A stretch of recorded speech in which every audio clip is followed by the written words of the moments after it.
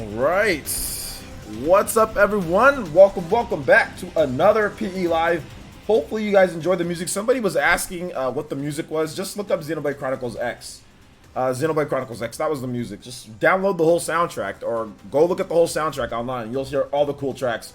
One of the greatest soundtracks ever is Xenoblade Chronicles X, so make sure you guys check it out. Xenoblade games in general, you should have every single Xenoblade song on like your phone or maybe not on your phone, but like as saved on your playlist. You should have every single Xenoblade song. Like every single good Xenoblade song should be on your saved playlist. So that's kind of what I do. Whenever I hear a good song, I just put it on my playlist for you guys to hear. So shout outs, welcome to the stream, guys. I appreciate it. Definitely in good spirits. Like I said, I can't really talk too much. I talked about it last night in terms of things giving me your energy. Thank you for all the positive vibes. Thank you for all the words of encouragement. Thank you for all the positivity and good-natured people here. Honestly, I really appreciate each and every single one of you guys. All of your good energy. I mean, it's still, like I said, I can't talk about it really. I really can't say anything more. But I'll say this. There's a major step until everybody just, moving on. Major step. I still got some things that I got to do. There's still some stuff that's got to go through. But if everything, I mean, basically, we've been put into a situation to where, okay, like I said, I'm not talking about anything in particular, okay? But just situations, right? There's got to be stuff, like there's certain situations that somebody's got to be in. And then I also got to be in. And no matter what the resolution's going to be, this is what's going to happen. Like, there is no more, oh, maybe, or this, or that, or that, or this, or whatever the case is. The situation's to the point to where it's like, look, this is what's going on. This is what this person has said. This is what that person said. All right, like, we know what's going on now, like, but we've still got some work to do. Once that is completed, it's over, and we can all just move on. So it's not any more variables anymore. This is the course that's going to be taken. When this is completed, this is the outcome. That's essentially what it's at right now. What I've been described to that it's at. So no more, oh, well, maybe, and I'm not sure, and all this stuff. I will know my schedule and everything after June. So June, July. So by July, everything should be wrapped up, done, no questions asked. Now that we've gotten certain people involved in certain situations, not necessarily my situation, but in situations out there. So yeah, it's pretty much set. There is no variables. This is it. This is player essence endgame. so yeah, man. So yeah, that's basically it. Everybody can just be happy and move on, and we can all move on with our lives. So yeah. So that's it. All right. So let's go ahead and move on to the Ninja News for today. We did have 2 videos on the channel already. So please make sure you guys check out my video. I had one video on Sega being silly and them realizing that, we made a mistake. And then I had another video on Joker and if he's S tier in the game. So make sure you guys check out those videos on the channel. We will be linking them towards the end as well. But if you need some stuff to watch, it's up there. Also, all of my videos in terms of PE Lives and all that will be done. Now, here's the thing, guys. For streams and for Smash Brothers and all that stuff from going forward, we're probably going to start connecting them to PE Lives and all of that. So if we're playing Smash or if we're playing Dragon's Dogma or whatever the case is, I'm going to throw up a we'll be back thing with maybe like even a countdown timer, and it's just going to switch right over from PE Live. I'm not going to end the stream then restart the stream. It's basically just going to be one big stream with PE Live and also with Dragon's Dogma, or PE Live with Super Smash Brothers. We are just going to connect it, but there will be a break in between. Like, they'll be like, we'll be right back, and then there might be a countdown timer, there might not. It just depends on what I'm going to do beforehand, and it just depends if we're going to play. I think we're going to play Dragon's Dogma after the stream. I got to see how I feel afterwards, but I'm pretty sure we're going to throw up a we'll be right back screen. Probably throw up a little timer on there, and then we'll get Dragon's Dogma right after this. So we're going to have longer streams with combined gameplay and also PE Live. So we'll do PE Live first, then we'll usually go into gameplay, or we'll do PE Live and then we'll go into Super Smash Brothers or Mario Kart or whatever game that we're going to be doing for the day. Okay, that's how it's going to work pretty much. Even with evening, if we're going to do something in the evening, same thing. If we're going to do Smash Brothers, then it's going to be PE Live at night, and then it's going to go straight into it, because like I'm not doing this whole like 15 or like the other day I had like 6 uploads on my channel, and like it's just screws with the analytics, or sorry, the algorithm way too much on the channel, like just random unsubs and things like that because of flooding inboxes. So we are going to try to connect things a little bit. So yeah, either way. All right, so I think that's that. Let's see here. If you can do it whenever. Okay, gameplay. Okay, gotcha, Sean. All right. So that's that for Ninja News, guys. Please make sure you guys hit the like button and share the stream if you can. Get some more Ninja into the village. We already got nearly, what, 80, 90 people in here. So thank you guys so much for joining me today. If you want me to say hi to you in the chat, feel free to say hi in the chat. I'll be more than happy to say hi back to you. All right, so let's see here. Dragon's Dogma was awesome. A criminally underrated game. Yeah, it's pretty good, Infernal. Sean Diamond, what's good? Shout out to Rening on user Sean Diamond. What's up, VC? How's it going? Dawson31, what's up, man? How's it going? Thank you, Dawson. Appreciate that. Elite Ninja Dawson. What's up, Tether? How's it going? There's a small bit of Bayonetta news, which we will cover today. Pink Gratina, what's good? How's it going? There's all right, my sister's texting me. Focus on me, what's good? How's it going? Gunslinger, shout out to Elite Ninja Gunslinger. Elite Ninja Alonzo Vines. E Diddy, what's good, man? Blair Saint, what's good? Looking cool. Thank you, Tim W. I appreciate that. Robert With, what's good? For those who are wondering in terms of like stuff that we're going to be talking about, guys, just relax and chill. It's a 2-hour stream. All right, so there's no need to say, is there going to be this? Like, don't worry, guys. If it's in the title, it's coming up. If it's in the title, there's something on it, okay? So just relax, sit down, enjoy. It's a 2-hour show. There's no need to rush through any of the bit of the news here. This is for you guys to kind of just chill, talk about the news as we go along, talk with me. So don't worry, we'll get into it. Don't worry. And if you're too impatient and you can't wait, just wait till tomorrow morning. I'll do a video on it, and I'll talk about it in depth and length if you can't just wait through the whole thing. So don't worry, guys. Anything in the title, we'll talk about. Okay, we'll talk about it. So just let's get through it, and should be good. Mr. Downs, what's good, man? How's it going? Alucard, what's up, man? I did not walk into court with a fly suit and glasses. No fly suit. Nice. I did have a nice outfit on though. The outfit was I didn't take any pictures or nothing, but it was very crisp. It was a very crisp outfit. It was the most I've ever spent on an outfit in my life. But then again, it wasn't super expensive. I'm usually going to Walmart and buying, shirts and stuff, and like none of the shirts fit good. It's all floppy and frumpy. The pants rip at some of the seams, because you guys know how Walmart dress clothes are. So I was like, I got to get something a little bit crisp for today. So that's what I did. But yeah, the guy there, like, that I went to go get it from, like, he was actually super cool, and like he gave me a fat discount, like, so it was good. It was okay.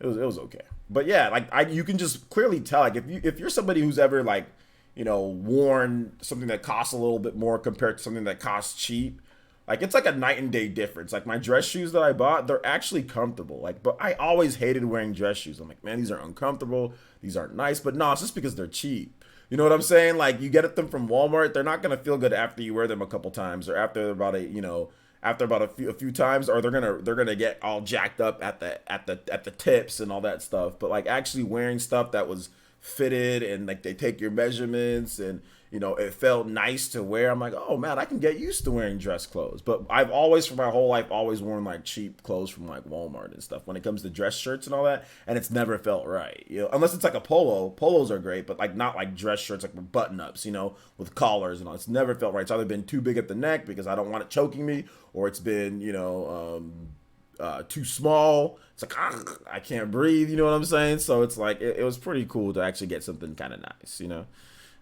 so yeah.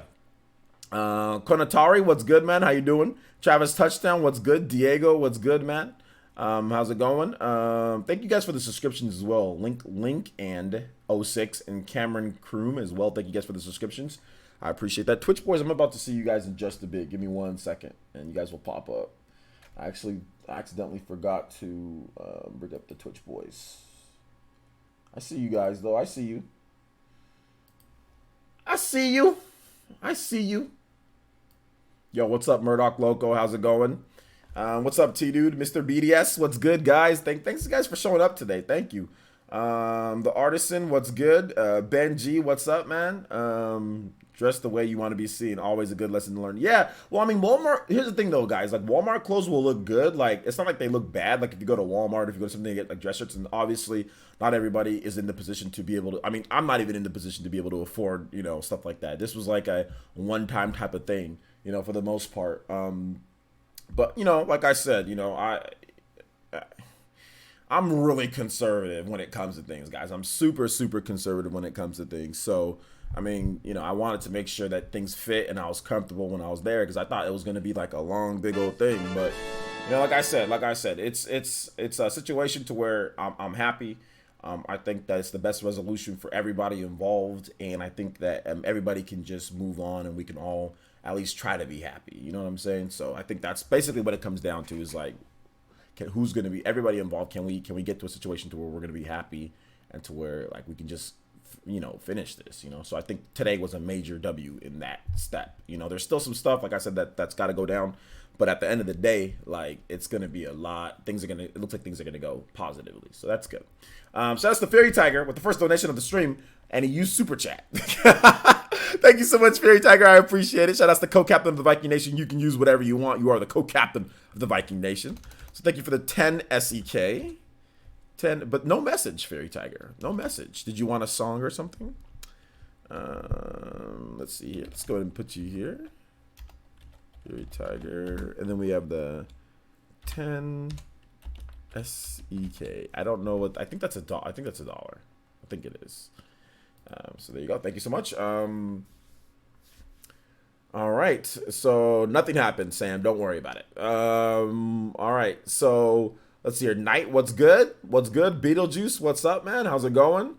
Robert Ritz says 70% boys. Let's go. All right. So I think we're pretty much wrapped up here. I've spent $200 on suits and shoes, which I think is cheap. $200 on a full suit, that's cheap. If you spent $200 on a full suit, so you mean like shirt, like what do you mean by full suit? So do you mean like the shirt, the tie, the jacket, like everything, or do you mean just like the pants and the jacket? Like what do you mean by like a full suit? So if you spent $200 on everything, where you got everything with it, then yeah, that's definitely cheap. That's definitely cheap. Let's see here. All right, so let's move on here. All right, being a girl, I can relate. All right, there you go. All right, so let's go and let's move on to the topics here, guys. We'll be discussing Bayonetta 3. So Bayonetta 3, they talked about this game, and I'm going to have a video on it tomorrow morning. Yo, what's up, party man? Shout out to Rangon. Use the bodyguard party man is here. What's good? Shout outs, dude. So Bayonetta 3, what's up, Robert? What's up, Dank Meme? What's good? So Bayonetta 3's design process will be different compared to previous entries in the series. So this was in a recent interview. I'm going to go ahead and go over to the article here for you guys. Excuse me. So this was in a recent interview. They talked about Asushi Inaba talked about Bayonetta 3 and kind of teased a little bit about the game. And here's what he had to say.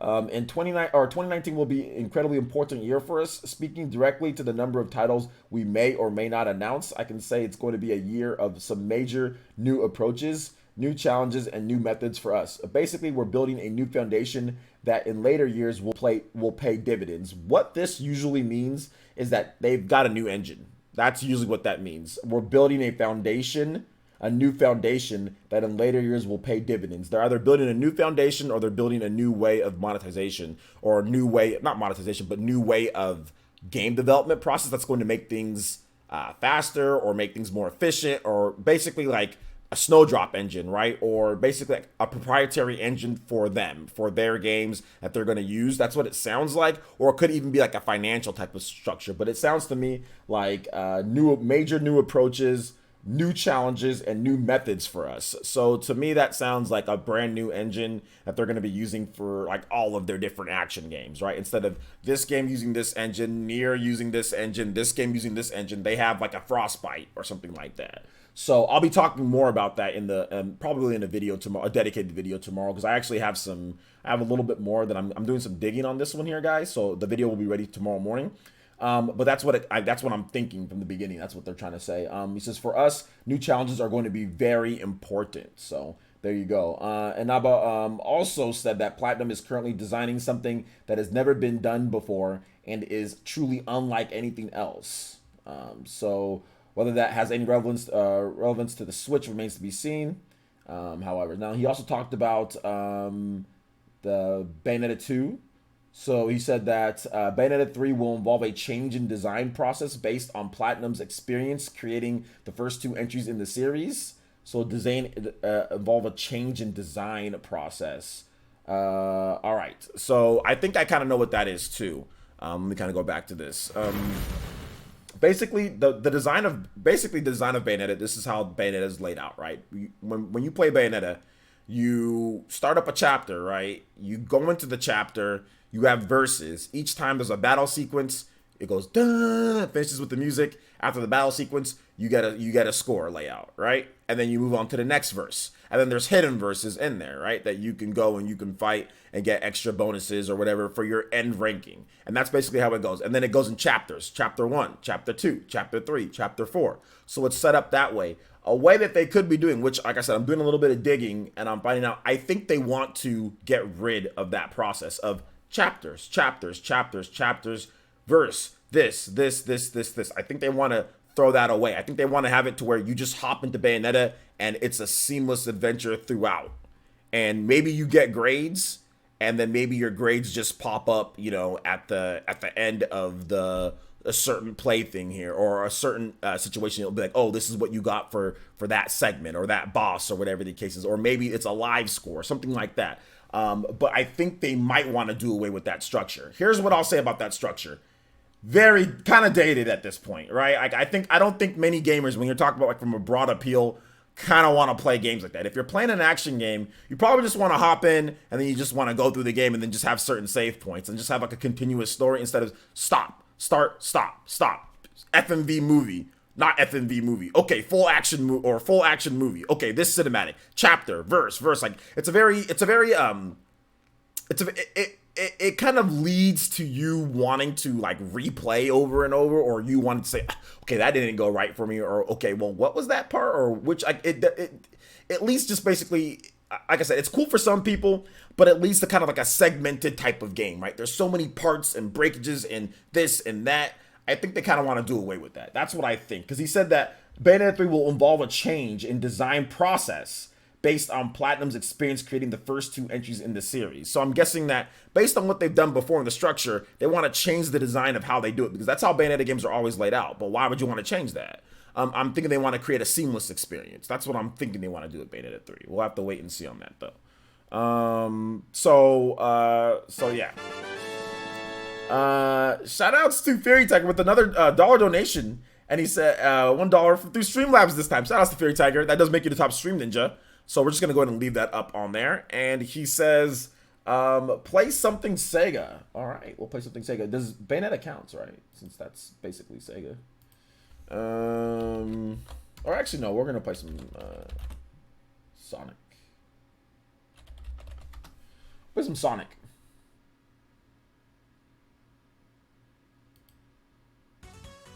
Okay, here we go. Chemical Plant Zone Act 1. Let me know how it sounds, guys. Is it too loud? Not loud enough? Let me know in the chat. Play the Sega. Yeah, that'd be funny. Play the Sega sound. Shout outs. All right. So, what are you guys' thoughts on this? If you guys have thoughts, questions, comments, concerns on anything when it comes to Bayonetta 3, let me know in the chat. I'll be more than happy to answer you guys' questions on that and get you guys' thoughts as well. So, little low. Gotcha. All right, let's turn it up here, and we'll also turn it up here. How's it not at this point?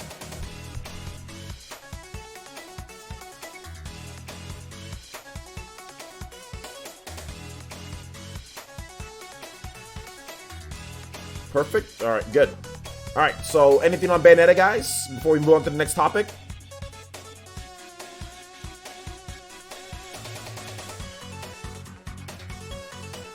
T-Dude says, do you think that either Tuda or Kamiya will be directing Bayonetta 3? No. Bayonetta 3 is not directed, I don't think it's directed by Kamiya, but I know he's like special consulting, yeah, I think. I know he's helping out for sure. Jarmo, yo, Frank Rodriguez, what's good, my boy? Shout outs, good to see you here. Elite Ninja, special supporter. Ambu Black Ops, my boy Frank Rodriguez is here. What's good, man? Jarmo says, just played the level today with the new controller. Played this level? Oh, you're talking about Sonic. Okay, cool. 2W says, I haven't played DMC4, but DMC4 is a good example of design changes. DMC4 works kinda, yeah, it's kinda like that to where, like, after, like, it's more seamless, but it still has that, like, level-to-level structure. But yeah, it definitely is a lot more seamless than what we, like, from, like, a Bayonetta standpoint. So yeah. Yo, what's up, Mage from Twitter? How you doing today, my boy? And I think I heard you say that you're 6'3". You're tall, dude. Let's see here. Let's see. Okay, OJ, do you think Bayonetta be a trilogy and stop there? No, I think they'll continue on. I think they'll continue on afterwards. I don't even really think that they're considering Bayonetta 3 as like the end or anything like that. I think they're just considering it as Bayonetta 3. I think there's gonna be more though. What did I miss so far? You didn't really miss anything. We talked about Bayonetta, and basically them wanting to change the design philosophy of it. So I'll have a more dedicated video in the morning, but you didn't miss too much.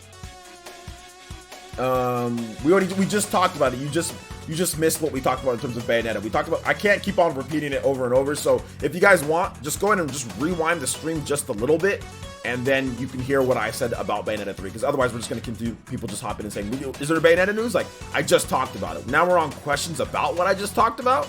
So just rewind the stream just a little bit if you guys want to hear everything that I have to say, because it was quite a bit. So just rewind the stream and you'll be able to hear that. So let's see. Salakin says, I think you're right. Maybe a straight story without stopping at a level screen. Yeah, that's what I'm thinking. That they want to do away with that type of stop and go structure of it. Yeah, we're Pro H21. We're into the topics here, guys. We're into the topics. So we're getting questions on the first topic, because like I said, I can't keep repeating the same thing that I've repeated over and over. So yeah, we're talking about Bayonetta, and see, this is the reason why I do the 10-minute runoff. And this is the reason why I do shoutouts for a while and I do Ninja News, so we can try to get as many people in here as possible before we start the topics. Otherwise, we're just gonna have continuous repeat of the same people asking about the same topics. So yeah, basically, let me just summarize it for those who just came in, since we do have 145. Basically, it seems like Bayonetta 3 is gonna have some different design choices and changes based on what Inaba, who's the producer of the game, had to say. I theorized and speculated that they could be trying to do away with the structure set of like chapters and like the stop and go structure of verses, and kind of make things more seamless. For example, Nier Automata seems like it's going to, or Nier game on the PS4, that is like a game that has like just like an open structure, open-ended, right? And that sold really well. So I think that they might want to try to adapt Bayonetta, maybe not into something that's like in terms of like the open world or whatever, but adapt it more to something like that, to where it's more seamless and not so stop and go, you know, based on that. So let's see here. Dawson says, do you think it could change like how God awarded, reducing inputs but increasing visuals and story quality? No, I don't think that they're going to go that far. I think they're going to increase visuals and story quality, but not reducing inputs, because Bayonetta 2 to Bayonetta 1 already kind of like it kind of reduced things a little bit for those who are hardcore into Bayonetta 1. I think Bayonetta 1's a little bit more technical at times in terms of timing. But at the same time, I think that they're going to make it to where it's easier to play for some, but I don't think they're going to take away like a lot of the variety and stuff that you can do. That's just not Platinum Games' MO, you know? Although, like, if you look at Nier is not a very complicated game, but that game was never like that when it came to inputs and all that, so yeah. Yo, what's up, Skip It? How's it going, my boy? Right, so do you think, oh, I already read that. Link the Hero Bible says, who do you think will be like the face of okay, that's a random question. So hold on to random questions towards the end, guys. I'll answer random questions towards the end. Unless you're an elite ninja, go ahead and rip away with some of those random questions. I might answer if it's based on something, or I might not, but yeah, elite ninja, I'll answer questions. But if I just start answering random questions and we're talking about beta, we're gonna get off topic pretty quickly. I want to make sure that I stay on topic and stay on focus for each one throughout the show. But hold on to that question and I'll answer it towards the end. Or like I said, you can do a donation and then I'll answer it, or you can do an elite ninja and I'll answer it. But I can't just answer random questions, otherwise I'll never end. Let's see here. You think Astral occupied manpower intended for Bayonetta 3? No, not really. They have multiple different development teams at Platinum Games, so no, I don't really think it's like taken away from whatever it's doing. They're working on both of them. It's no different than any other game where you have multiple teams working on something. So no, not really. I mean, maybe a bit, but I mean, at the end of the day, if Bayonetta 3 was a game that wasn't going to be done at a certain point, and Astral Chain was a game that's going to be finished sooner, then that's fine. Let them work on the game that's going to be finished sooner. I'd rather have Bayonetta 3 later and done better than pushed to the front forward and then Astral Chain comes later. I think that's a good idea. Make Astral Chain now, because Astral Chain seems, I mean, obviously it's done, right? So like, get that game out. Obviously that's not good. Bayonetta 3 looks like to be the much bigger game than Astral Chain. Astral Chain is going to be awesome. It's going to be amazing, but Bayonetta 3 seems like it's going to be something like on another level for the most part. So, because they have a standard to live up to compared to Astral Chain, which is a brand new IP. All right, so let's see here. Hold on to random questions towards the end, guys, and I'll answer random questions towards the end. Andrew Gaming, and everybody who's asking me random questions, hold on to those towards the end. I don't know how many times I have to say the same thing, but hold on to random questions towards the end, guys, and I promise I'll answer those at the end. Or like I said, become an Elite Ninja, or put a donation. If you must have your question answered right away, then put a donation and put your question in there, and I'll answer it. Frank Rodriguez says, do you think E3 will have more regarding info Bayonetta 3, or at least a trailer? Yeah, I think there'll be at least a trailer at E3. At least a trailer. Or some more information. There's gotta be. So, absolutely. Shadow King says, do you think with this info coming, we may see Bayonetta 3 at E3? Yeah, basically, yeah, I think so. Do you think we'll get a Bayonetta trilogy when Bayonetta 3 comes out, all 3 games physical? No, that won't happen. That's the reason why they already released Bayonetta 3 physical, right? Or sorry, Bayonetta 1 and 2, you can get that in a pack. And then you can just buy Bayonetta 3. There's no point in trying to make a whole new SKU with all 3 games in there. Like, why? What's the point of doing that? Because it's just gonna be a physical mess, right? I mean, it's like you're probably not gonna want to put the cartridge size. Are you gonna put 2 cartridges in there? Like, you're just better off just buying the game separate and having that with Bayonetta 1 and 2, and then having Bayonetta 3. But I don't think they're gonna do any type of weird shoving them all into one cartridge or anything like that. So yeah. You said you can't play Bayonetta, too many drift problems. Just use a Pro Controller. You should be fine. There should be no drift problems at all. Don't use the Joy-Cons. Use a Pro Controller. There shouldn't be any drift problems. Or just play the game on Wii U. Or just, like I said, use a Pro Controller. You'll have no drift problems whatsoever. What time frame do you think Bayonetta 3 will be released? Time frame? I think it's going to be an early 2020 game. Early 2020. That's what I think. I think Astral Chain is going to be a good game to expect what we can get from Bayonetta 3. I don't really think that they have much to do with each other, to be honest. I think Astral Chain is going to be more in tune with Nier in terms of maybe the structure or how it plays, like certain things. It looks kind of it looks like Nier, more like it to me, where it's going to be far more simpler inputs than Bayonetta, and gameplay or maybe even a structure that's kind of like that, more so than Bayonetta, to be honest. Because it's the same director who worked on Nier, and I can see that. I don't think it's going to be a complex like input type of game, equipping weapons on your hands and feet, kind of like how Bayonetta is. Like, I think Bayonetta is going to be more in line with like a Devil May Cry or something like that, more so than I think Astral Chain is a bit of a different type of game. Just saw your tweet with the major W, so congrats, man, you deserve it. Thank you, I appreciate that. I do appreciate that. Bayonetta 3 will be February 2020. I mean, I think that it could be that. I mean, I know that the original Bayonetta 1 and 2 launched in February, but I think it's going to be an early February. I don't know when in early 2020, but I don't know if it's going to be like an early February or whatever the case is. But I think that it's going to be early 2020, some point, first quarter 2020, before the fiscal year ends. So I think even it could be like a March. That could be like the game that they always release. Nintendo always releases a game like at the end of March, right before the fiscal year ends. Bayonetta could be that game. Usually they do like a Kirby or they do a Yoshi or something like that in March. I know with the Switch, obviously the Switch launched in March. So, I mean, that's a little bit different. But I know like they did an end of April game with Mario Kart 8 Deluxe. I know the next year they did Kirby, and then this past year they did Yoshi. So I think Bayonetta could be that game. Let's see, is Astral Chain open world? No, I don't think it's open world. I think it's like there's probably some open-ended areas, but I don't think it's gonna be an open world game. I think they would have already stated if it was going to be. I don't think so though. I think Japan got Bayonetta 1 physical in the collector's edition. They did get Bayonetta 1 physical in the collector's edition. You're right about that. You are right. However, if you first print runs of Bayonetta 2 on the Wii U, those ones have a physical edition in there.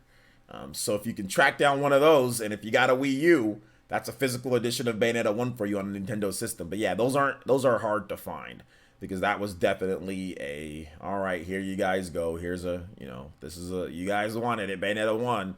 Here you go. Because that was like a big, it wasn't a controversy, but that was like a big thing. Like we didn't know that we were getting Bayonetta 1 with Bayonetta 2, and like people kept on freaking spamming Hideki Kamiya's Twitter and everything, like saying, we want Bayonetta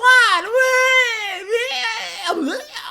And like, instead of just waiting for them to announce it, like people just kept on, and then Kamiya was just like, Kamiya got tired of it and was like, go ask Nintendo for it. And like the whole time that he said that, like they were obviously working on Bayonetta 1, and then they finally announced Bayonetta 1 with like the extras and stuff like that. So yeah. And then they did get blocked. Yeah, everybody who sat there and cried to Kamiya all got blocked. Yeah. Because he got tired of it, because it's like, why are you sitting here and asking him for Bayonetta 1? Like, as if he has the power to bring, as if he has like the money to bring back. It's Nintendo's decision. They're publishing the freaking game. They're spending the money on development.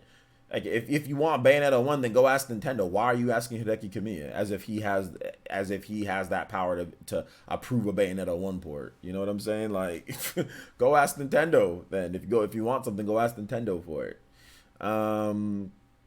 So anyway. All right. So let's move on here. Do you guys have any other questions on this? Dr. Ito's Hammer says, how would Bayonetta even traverse an open world? I don't know. She can turn into a bat. She can turn into a panther. So I mean, there's plenty of ways that she can do it at a very fast pace. Have you ever played Bayonetta 1 and 2? She can literally turn into a panther and run across the stage at high speed. So that's a very easy way for her to traverse, and she's fast. She's fast as hell, dude. So yeah, there you go. Just double tap the what's it called, the dodge button, and she turns into a panther and goes rah! She just runs.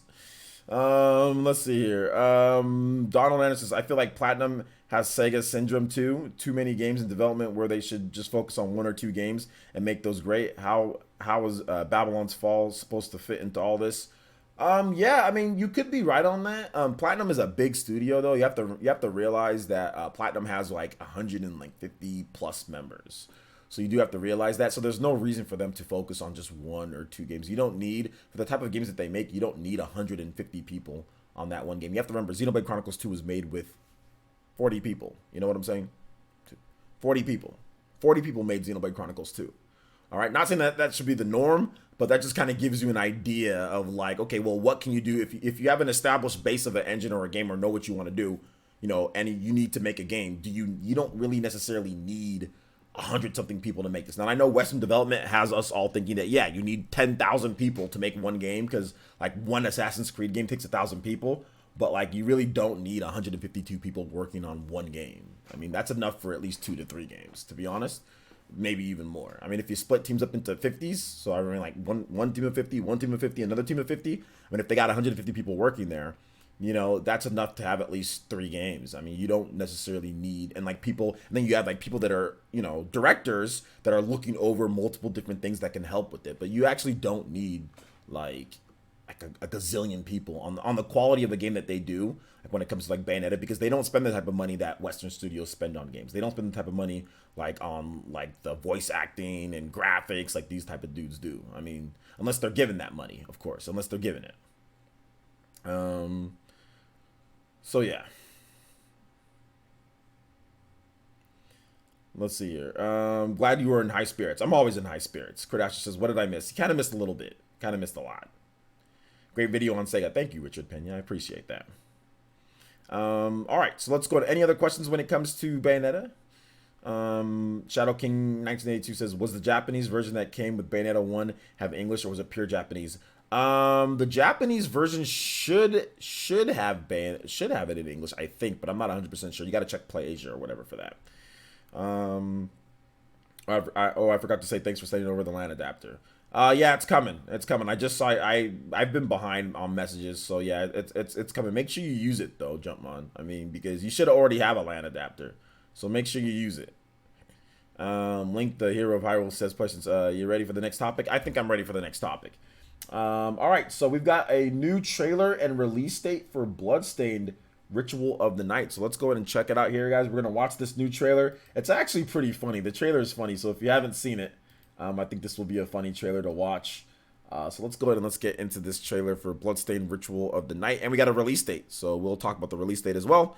Let's just sit back and enjoy this trailer first and foremost, more so than anything. So let's see here. All right.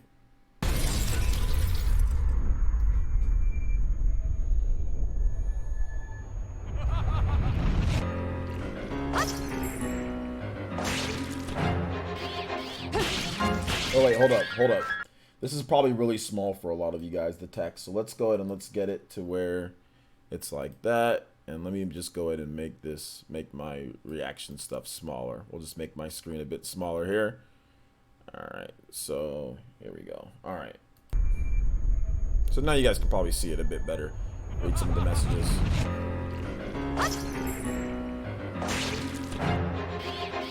Personally, the lighting is the #1 thing I want to see improved. I have my hopes high, but boy, does this look rough. While the gameplay feels and everything looks good and really rough, the pre-alpha for me, they definitely should delay the game, make it a little bit more polished. So people basically complaining. A bunch of stuff about people complaining. All the comments. This looks awful aesthetically. What brand manager even doing? Looks like poop. So it looks like poop. Uninvited close. Hold up. Let me replay that. Felt like I'd forgotten the way it felt. Like uninvited close.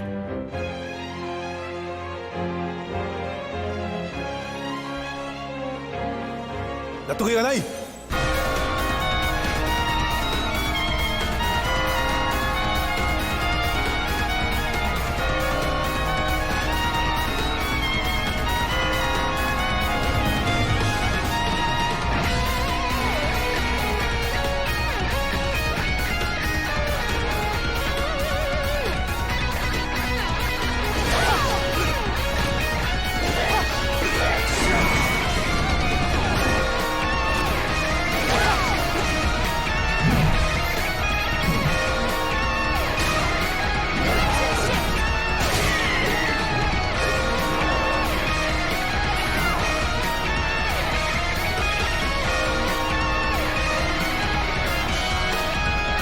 So it is coming out a week later on the Switch.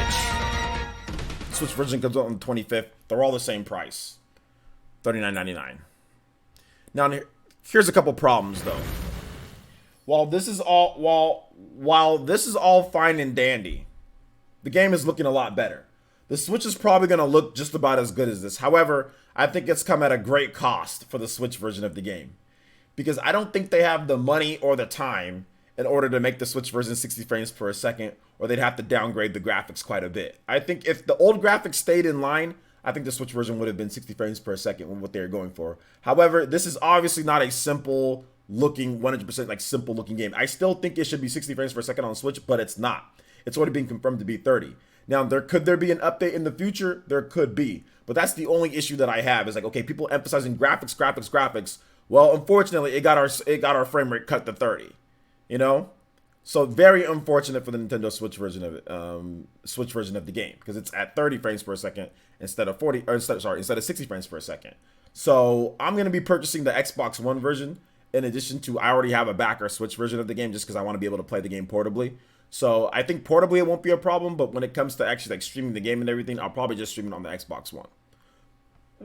So unfortunately, the graphics, people emphasizing graphics so much, probably got the frame rate cut to 30 because it's going to look just as good. The Switch version is going to look graphically as good as the Xbox One and PS4 and all the other versions. However, I just don't think they have the manpower to sit there and really work through it based on how long and based on how the Switch version came out like late.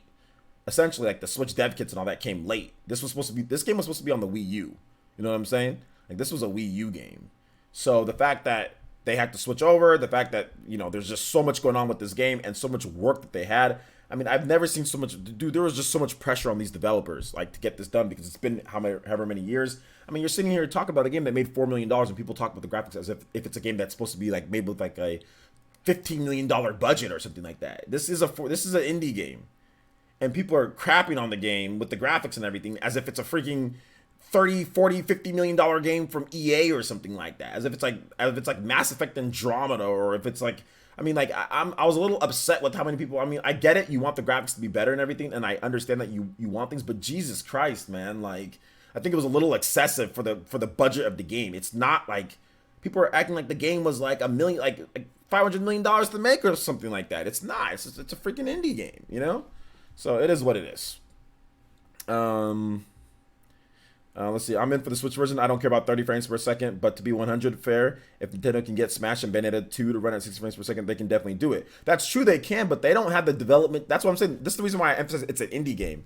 They don't have the development team. They're already being stretched thin as it is. That's why they had to bring in an extra publisher, because the money that they got didn't cover the quality of this game. The quality of this game is a lot higher from what I'm hearing and from what the features of the game are. The quality of this game is a lot higher than the $4 million that they got. There is no way in hell that this is a standard $4 million game or whatever the case is. You cannot make a game with the graphics that it has, even in 2D. The graphics that it has, the gameplay and the features. I mean, like let's look over some of the features. There's no way an indie developer can make a game this high of quality with $4 million. There's just no way that you can do it. With what they're doing, there's no way. So let's look at the features in the game. Spiritual successor, vast and deep gameplay, unlock spells, powers, find craft, and upgrade several types of weapons and special items to maintain Miriam's appearance, mix and match gear. All of that stuff takes manpower, development time to balance all of that. High fidelity 2.5D graphics, rendered in 3D with 2D side-scrolling. This isn't like pixel art, guys. This isn't like the type of games that you usually see with barely, I mean, they have really good graphics and bare bones like content, or bare bones type of like gameplay mechanics. I mean, no shots at Shinin, but that's kind of what Shinin is, right? You have really good graphics and not really a lot of gameplay, like in terms of mechanics. That's what Shinin makes very simple games. They don't make complex mechanics or RPG elements into their games. They just make very simple things because they focus on just the graphical look of the game. Yeah, you can do that with a small budget, 2 million, 3 million, 4 million, and your small team. But you can't make all the different gameplay mechanics, all that stuff, and make 3D rendered graphics, 3D graphics rendered in 2.5D with all this content in there. Online modes and offline modes. So you have like boss rush, you have speed run, classic, nightmare, you have roguelike mode. We have games that are literally built with $3 or $4 million that are, all they are is just rogue games. That's all they are. They don't even have the regular game built into that. I mean, unparalleled replay value found nowhere else in the genre. I believe them when they say that too, by the way. Orchestrated music from Castlevania veterans. They also have the biggest castle ever. Bloodstained game is the world.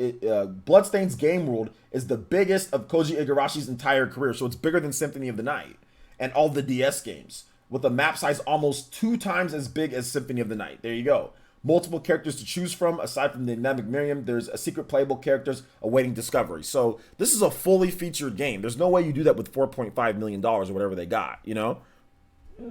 So yeah, there's a physical edition of the game. Yes, there is. They already announced that a while back.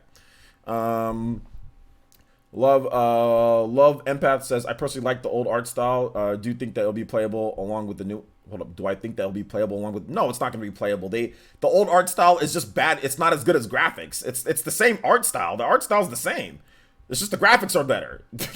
It's just shinier. There's no change in art style. It's just the graphics are better. And Fernholm says, absolutely true. I get that they're running on limited time and Switch optimization would prolong even more. Totally get it. Yeah. Bayonetta is almost 50 frames per second with dips into the high 40s, and Bayonetta port on Switch kind of bad. Not really. It's actually mostly runs at 60 frames per second. It doesn't really get into 40s or 50s too much. It really much runs at a pretty, from what I saw from Digital Foundry, it runs at pretty much 60 frames per second with some dips there. There's not really much 40s or anything like that. The Switch port's actually really good, and it's the best version of Bayonetta. Obviously, it's the best version of Bayonetta 2. So no, I don't know where you're hearing that it's like 40s all the time and it's bad. It's actually a really good port of the game. And Digital Foundry also said that as well. So if you're pulling that from them, they said it's a really good port and it plays really well. So yeah. Let's see. Y'all never. I watched the Digital Foundry video, but like, it's not a bad port of the game. That's the thing. It's not a bad port of the game. There's some dips here and there, but that doesn't mean it's a horrible port or anything like that. So yeah, man. It's all good though. You try.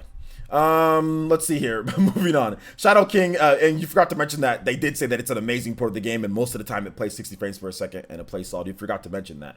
But it's okay. It's okay. I'll mention it for you. Shadow King 1982 says, this comes just in time for me to play through Curse of the Moon, and that was Zangetsu in the trailer. Okay, there you go. Let's see. VC says there's absolutely no dips in the Switch version. It's locked to 60. No, there's some dips based on what Digital Foundry said and they recorded. There's some dips here and there, but it's solid. It runs good enough. It feels good to play when it comes to Bayonetta 2. It's much improved over the Wii U version of the game. The Wii U version of the game is like in 40s a lot of the time, and sometimes it hits 60, but it's a lot of 50s and 40s. The Wii U version, however, the Switch version is definitely much more in 60. But there are some dips here and there, but it's nowhere near. It's not as bad as the Wii U version of the game. So, the thing about it though, here's the reason why I like that you said that though, VC. Let's talk about frame rate and all. I guess we can kind of move into frame rate and all this stuff like that. Most of the time when you play a game, especially a game that targets 60, and you're playing the game and there might be a dip or two or whatever the case is, like in Bayonetta 2's case, for example, most of the time you're not going to be sitting there and, it dipped to 39 or it dipped to 54 frames a second. You're not going to be doing that. You're not going to think, unless you're the weirdos at Digital Foundry. Most people, when you play a game, you're just going to play it and whatever. Like, you're not going to, I felt something, there's a dip. You're not gonna, there's not some internal frame rate clock in your head that can tell when it goes from 60 to 57. There's no way that you're paying attention to that. And if you're paying attention to that, then obviously you're not paying attention to the game. You know, as somebody who's been playing Bayonetta games forever, okay, on the original Xbox, you can tell there's some frame dips there, but that game, it was still super fun with some of the frame dips or whatever the case it was. You know, and that game, actually, there's some frame dips to like 30 or whatever the case is, or maybe even lower in some than that, you know? But the game is still good, it still runs at 60 when you can, and, you know, it's still a fun game to play. When I was playing Bayonetta 2, yeah, I think at some points you kind of feel it, but the controls are so fluid, and everything runs great enough to where I didn't really have any problems with Bayonetta 2 on the Wii U. So when the Switch version came out, it was so much more improved. I was like, yo, this is pretty much just like perfect, man. So for me, it wasn't an issue. Oh, you okay? Hold up. I asked if that was Zangetsu, not stating if it was. Oh, you asked if it was. Okay, gotcha.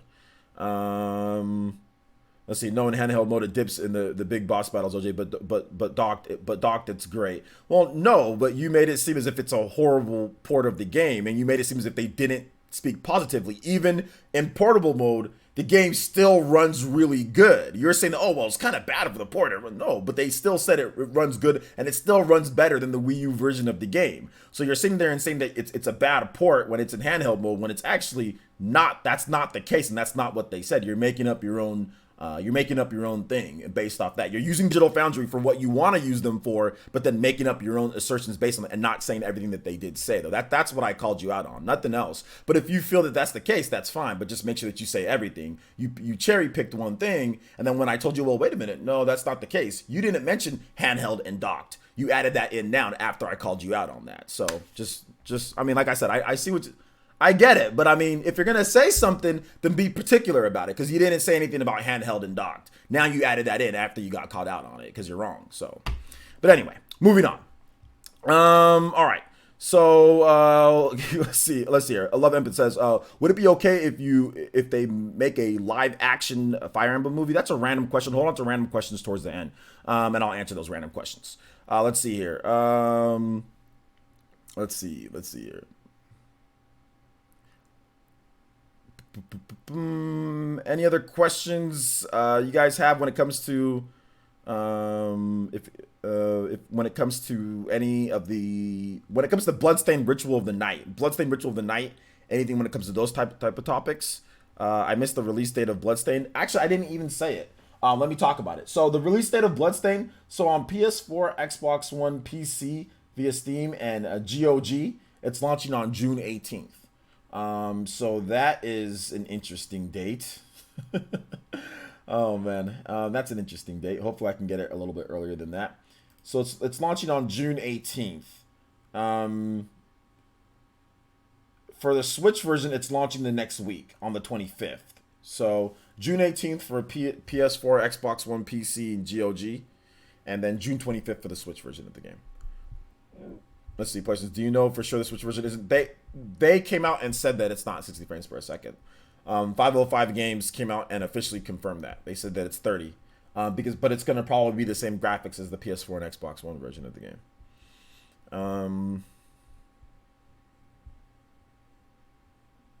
Let's see. Yeah, true. My bad. I didn't want to explain too much. It's all good. You don't have to apologize. No need to apologize, my boy. No need to apologize. And Fernum says, I'm from the school that something like Smash and MK11 benefit from 60 frames per second. A Metroidvania is fine at 30. Yeah, I don't think a Metroidvania, personally for me, I don't think a Metroidvania has to be 60 frames per second. I mean, Metroidvania or Metroid games or Metroidvania games have ran at 30 before, and it's fine. Not all Metroid games run at 60. Not all Castlevania games run at 60, and they can still be good. It'd be preferable for 60, but I don't think if it's a solid 30 locked and it's fluid and there's no frame pacing issues or anything like that, or it's very small. If it's like just a smooth 30 and being able to play a smooth 30 anywhere that you want, I mean, unfortunately, it kind of puts you into this like a Mortal Kombat situation to where it's like, well, I guess I gotta buy both. Like I know a lot of people who bought Mortal Kombat on Switch and on PS4 or Switch and on Xbox One, so they can have that portable Mortal Kombat experience. To where they can play that anywhere, play against the friends at work and everything, because like that's what's been going. I mean, apparently that's what's been going on. A lot of people are taking Mortal Kombat to work and playing on their lunch breaks. And for me, it'd be something to where like I want to play through Bloodstained like and put it on sleep mode. Like at work, I played Castlevania. I used to play Order of Ecclesia when I was at work, just like chilling, So I'm always a big fan of playing like Metroidvanias whenever I get time, like lying down in bed and playing them and stuff like that. I'm not really huge on jacking into a TV and playing Metroidvania games or anything like that. I rather play Castlevania games or Metroid games portable. That's my preferred way, because I've always loved that, from the very start of them. Even though Symphony of the Night, I didn't play that back in the day when everybody else did, but all the like the DS Castlevania games is really where they got me hooked. Like I didn't have a PlayStation, so I couldn't play Symphony of the Night back then. All I had was Super Nintendo, and we just had Castlevania 4 and stuff like that. So it wasn't until the DS that's when I actually started getting into actual like Metroidvania. And my first one that I beat myself without any type of stupidity or anything was Castlevania Dawn of Sorrow. That's the first one that I played and beat, and I played that portably. Obviously, it was on the DS. So yeah, that's where I started. So I've always liked portable Castlevania more so than like jack it into like, I don't think you need a console to play Castlevania. You know what I'm saying? I think Castlevania is a good game lying down, that, for me at least. But that's just me. All right, take it easy, Dr. Ito's Hammer. Appreciate that. What kind of game was Bloodstained? Sorry, just got to the stream now. It's a Metroidvania. So think Castlevania, think Metroid, put them together. Metroidvania. Bayonetta 3 this year, bro. Woo, Bayonetta 3 this year. Dude, Baron, I should have known. I looked at the who commented, and I knew it was you. Dude, I don't think Bayonetta 3 is coming this year, man. You still think it is? I don't think it's coming this year. Let's see here. Link the Hero of Hyrule says the creator of Castlevania made Bloodstained. No, he wasn't the creator of Castlevania. He's the creator of Metroidvania. So he created Symphony of the Night and the Metroidvania style of games, not Castlevania itself. So yeah. PE podcast tonight. Yeah, we're gonna have the PE podcast tonight since I'm back and everything's cool. Yeah, PE podcast tonight. Let's see here. Dumb question, but what is GOG? GOG is Good Old Games. It's owned by the same developers who make The Witcher. They own it and they run it. It's basically like Steam, but not Steam for PC gaming.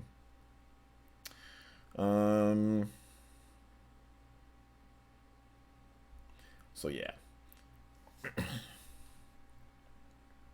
Any other questions on this one?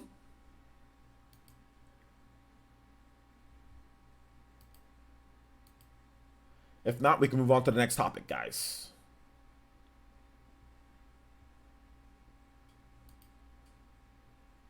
I think I'll probably buy both PS4 and Switch version. Compare because I'm weird like that. Yeah, I mean, and it's not a full price game. So, I mean, if you buy the PS4 and you buy the Switch version of the game, you're going to be spending $80 plus tax. So it's about $20 more. So you can think of it that way. Think of it as like a double pack. Think of it as a double pack because it's $40 a pop. So you can think of it as a double pack. You got $20 extra. Don't eat fast food for the next couple months. And there you go. There's your extra 20 for the games.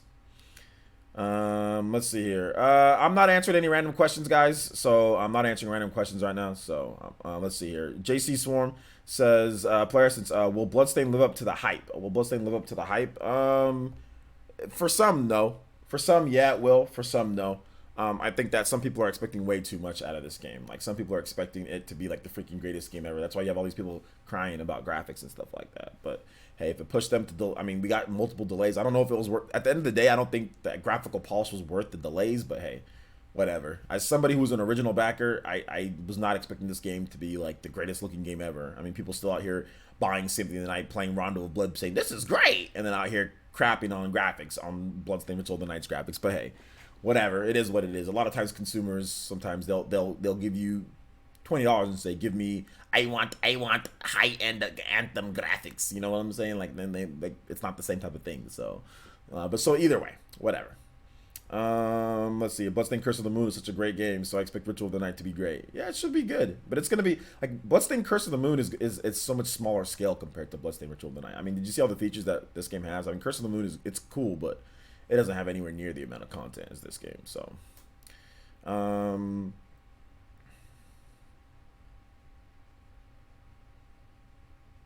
yeah. I'm not talking about any like I'm not talking. I don't care about any Cuphead frame rate, whatever you guys are feeling or whatever you guys are playing. That's the truth. If you guys think that there's some frame rate issues with that, sometimes then it is. If you guys feel that it's not, there isn't. I've already talked about it. I talked about Cuphead on my channel. So if you want to hear my opinion, Cuphead gameplay's on the channel. You can look at it yourself. I already talked about it, so I'm not gonna repeat some stuff like random stuff with Cuphead. I'm not talking about Cuphead. So people asking me questions about Cuphead, that's already up on the channel, so you guys can get my opinion on that there. All right, so moving on to the next topic here, guys, or you can wait till random questions and then you can ask me the question there. Let's see here. Suda51 says, okay, so we got Suda. Suda's back, and he's teasing another announcement for MomoCon 2019. So you got to be careful with these Suda teases. Because sometimes he'll tease something and it's not anything really like super great or anything like that. So we'll see. A lot of people are saying, oh, well, we're gonna get a No More Heroes 3 announcement. I don't know about that. But we'll have to wait and see. So Goichi Suda51 Suda will make another announcement at MomoCon 2019 during his Travis Talks Again with Suda51 panel on online schedule lists for May 25th at 2:30 p.m. PT, 5:30 p.m. ET, which will be live streamed on Twitch. At MomoCon 2018, Suda announced Killer 7 was coming to Steam in partnership with publisher NIS America. I'll get that donation in just a bit. It was released in November 2018. In January this year, Suda-led Grasshopper Studio manufacturer released Travis Strikes Again No More Heroes for the Switch. MomoCon 2019 runs from May 23rd to the 26th at the Georgia World Congress Center and Omni Hotel in Atlanta. So we'll see what he announces. Maybe it's another like PC game, like I don't know, something else that he's done before. Maybe No More Heroes 1 and 2 are coming to PC. I'm not sure. We'll have to wait and see. Shout outs to Tim W with a 99-cent donation through Super Chat. Thank you so much, Tim W. I appreciate the donation, my boy. All right, so let's continue on here. Lollipop Chainsaw 2. Okay. Lollipop Chainsaw 2.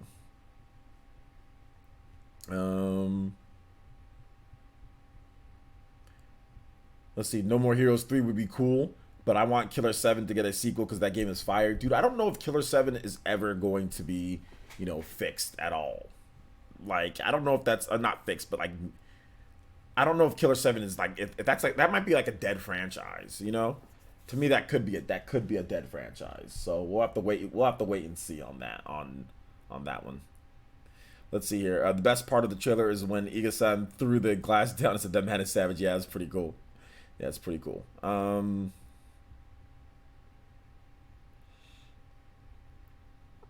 Let's see here.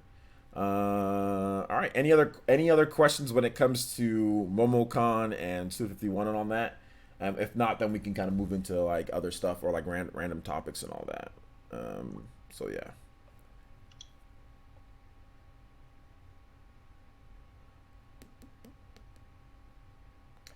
I do want to check out a game though called I forgot what it was. I was on my Twitter account and there was this game that caught my eye that I think I want to play. It's like a Resident Evil clone. It's called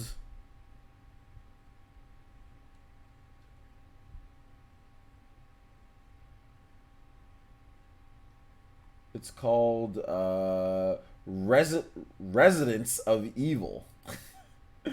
Look at this game, dude. Residents of Evil. Hold up. It's on Steam here. Hold up here.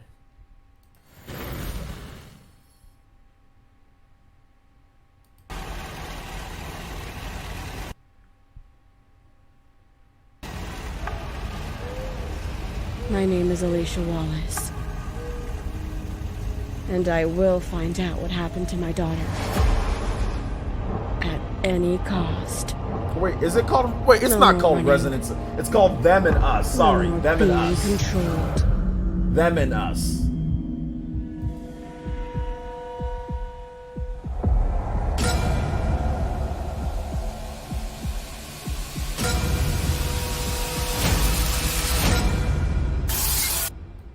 Where's the gameplay at, though?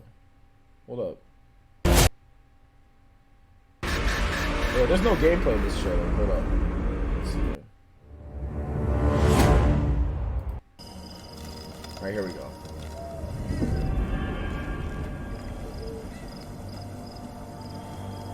No More Heroes and Shadows. Yeah, Residents of Evil's the fan community that linked it. This is called Them and Us. Them and Us.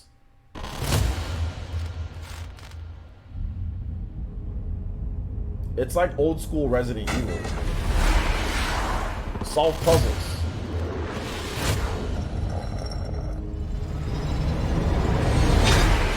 Discover the mystery.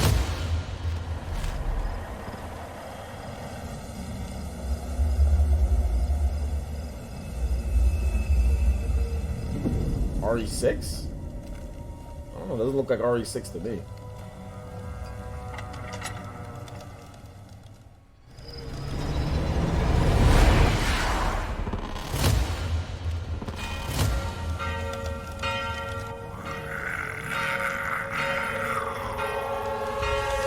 Graphics wise?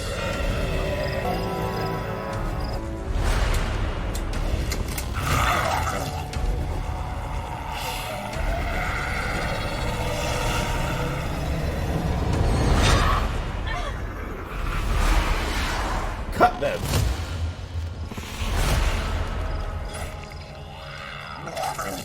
Oh, they puke on you. Dismember them.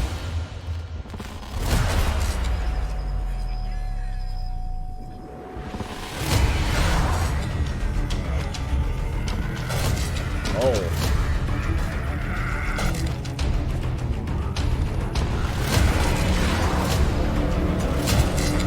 Looks like ammo's gonna be an issue here. Revelations? Yeah. It looks like Revelations. That's what it looks like to me, more so than Resident Evil. It looks like a Revelations in terms of the... Resident Evil 6 looks a lot better graphically than this game. Even on the 360. This looks more like the Revelations port, in terms of graphics-wise, Revelations port.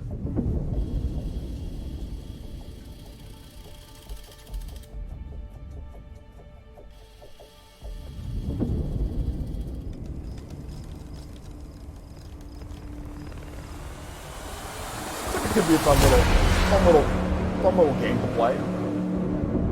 Demo out now, like, because the game isn't expensive. This is not like a full... This game is on early access. It's $11. The game is normally $15, so this is not like a huge, you know, like, you got to think about it that way, guys. This is literally like the price of like these pixel games that we buy on the Switch. You know, it's $15 for this game, but it's early access. It's not done. So yeah, I think it looks pretty cool for the price and everything. Looks good. Looks cool to me. All right, so if you got questions, I've got answers. Feel free to drop questions in the chat. Hashtag Player Essence, at Player Essence. I'll be more than happy to answer your questions. So go ahead and let me hear it, guys. I know a lot of you guys were asking random questions, more so this time than not. Even after I said, guys, hold on to questions, I can answer them at the end. People still were dropping random questions throughout the whole stream. So if you got those questions, bring them back out, and I'll be more than happy to answer them, guys. Remember, this is a 2-hour show. So we got plenty of time to kind of go over things and all that. So let's do it.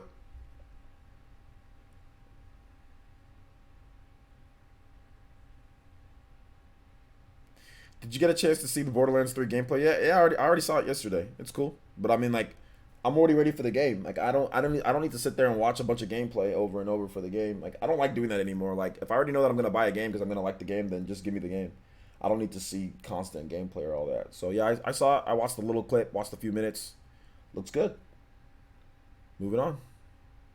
Favorite Zelda game? Breath of the Wild. Got a job interview tomorrow. Wish me luck, man. Shout outs, bro. Hopefully you get the job, dude. I think just go in there, be calm, you know, be collected, and just do your thing. You'll get the job, dude. You'll get the job. Plus, did they announce Bayonetta 3 already? Did they announce Bayonetta 3 already? Bayonetta 3's been announced since late 2017.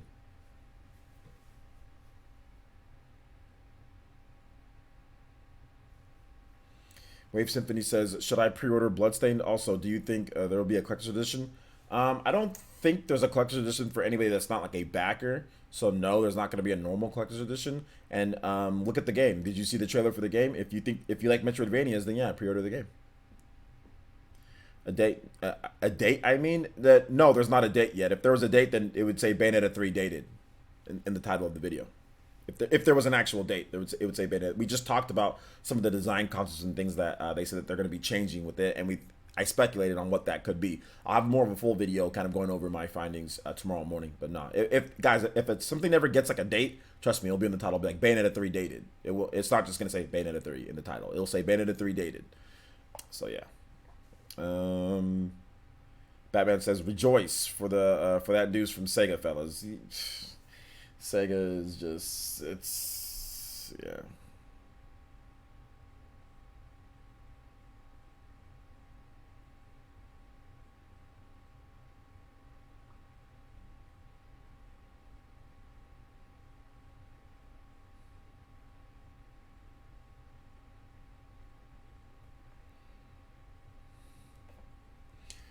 Hi, what do you expect from E3 2019 games? What do I expect? I don't know what to expect from E3 2019 games. I have no idea. But I've been doing a Road to E3 series where we go over different things. So talk about like Monolith Soft and talk about Paper Mario. So check out those videos. That's what I kind of think maybe could be going down. But I have no idea what to expect outside of that.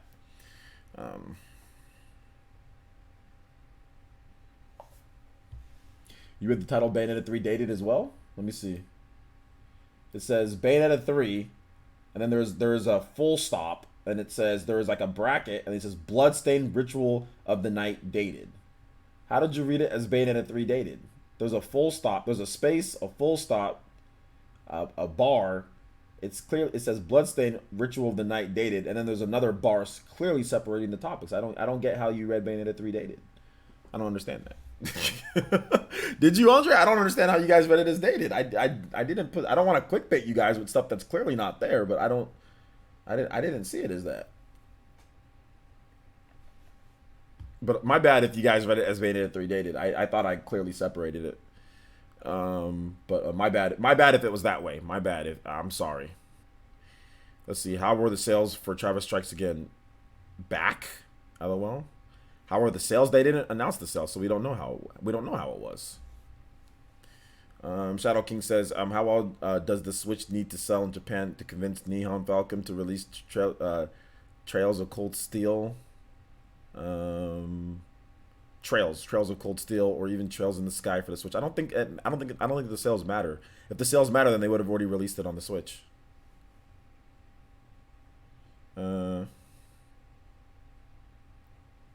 I skipped all the others. I just read the beginning and the end. Okay. All right. Let's see. I think it's safe to say we'll see No More Heroes 3 XD. I think it sold horribly. What are you basing the sales off of, and what were the sales goals in order for Batman? What were the sales goals for Travis Strikes Again, No More Heroes? What was the development budget, the sales goals, and what would be what they needed to sell in order to see No More Heroes 3? I'd like to hear your perspective on that. Andre Wine says, "LOL, it's how I read. I usually speed read and fill in the blanks. Got you. My bad, dude. That might be, especially for a PE Live, that might not be good because we have so many topics that we discuss. So I want to know because I'm looking at it from based on like some of the sources that I have that has data on sales, and I want to see where you think it's to where you'd say I think it's safe to say we won't see No More Heroes 3 because you sold horribly. I want to know what information you got from there." All they said is that it sold well.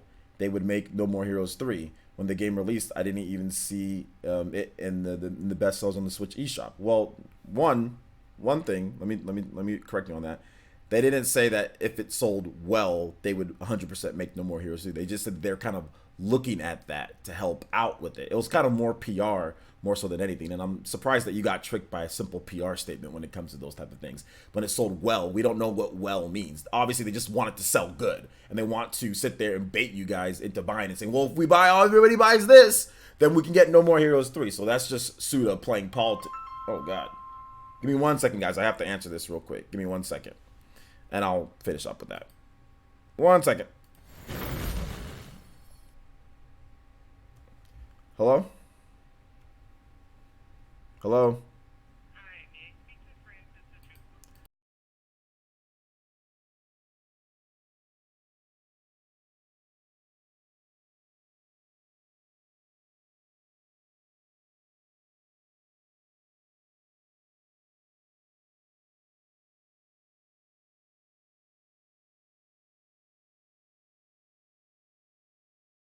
My gosh, so stupid.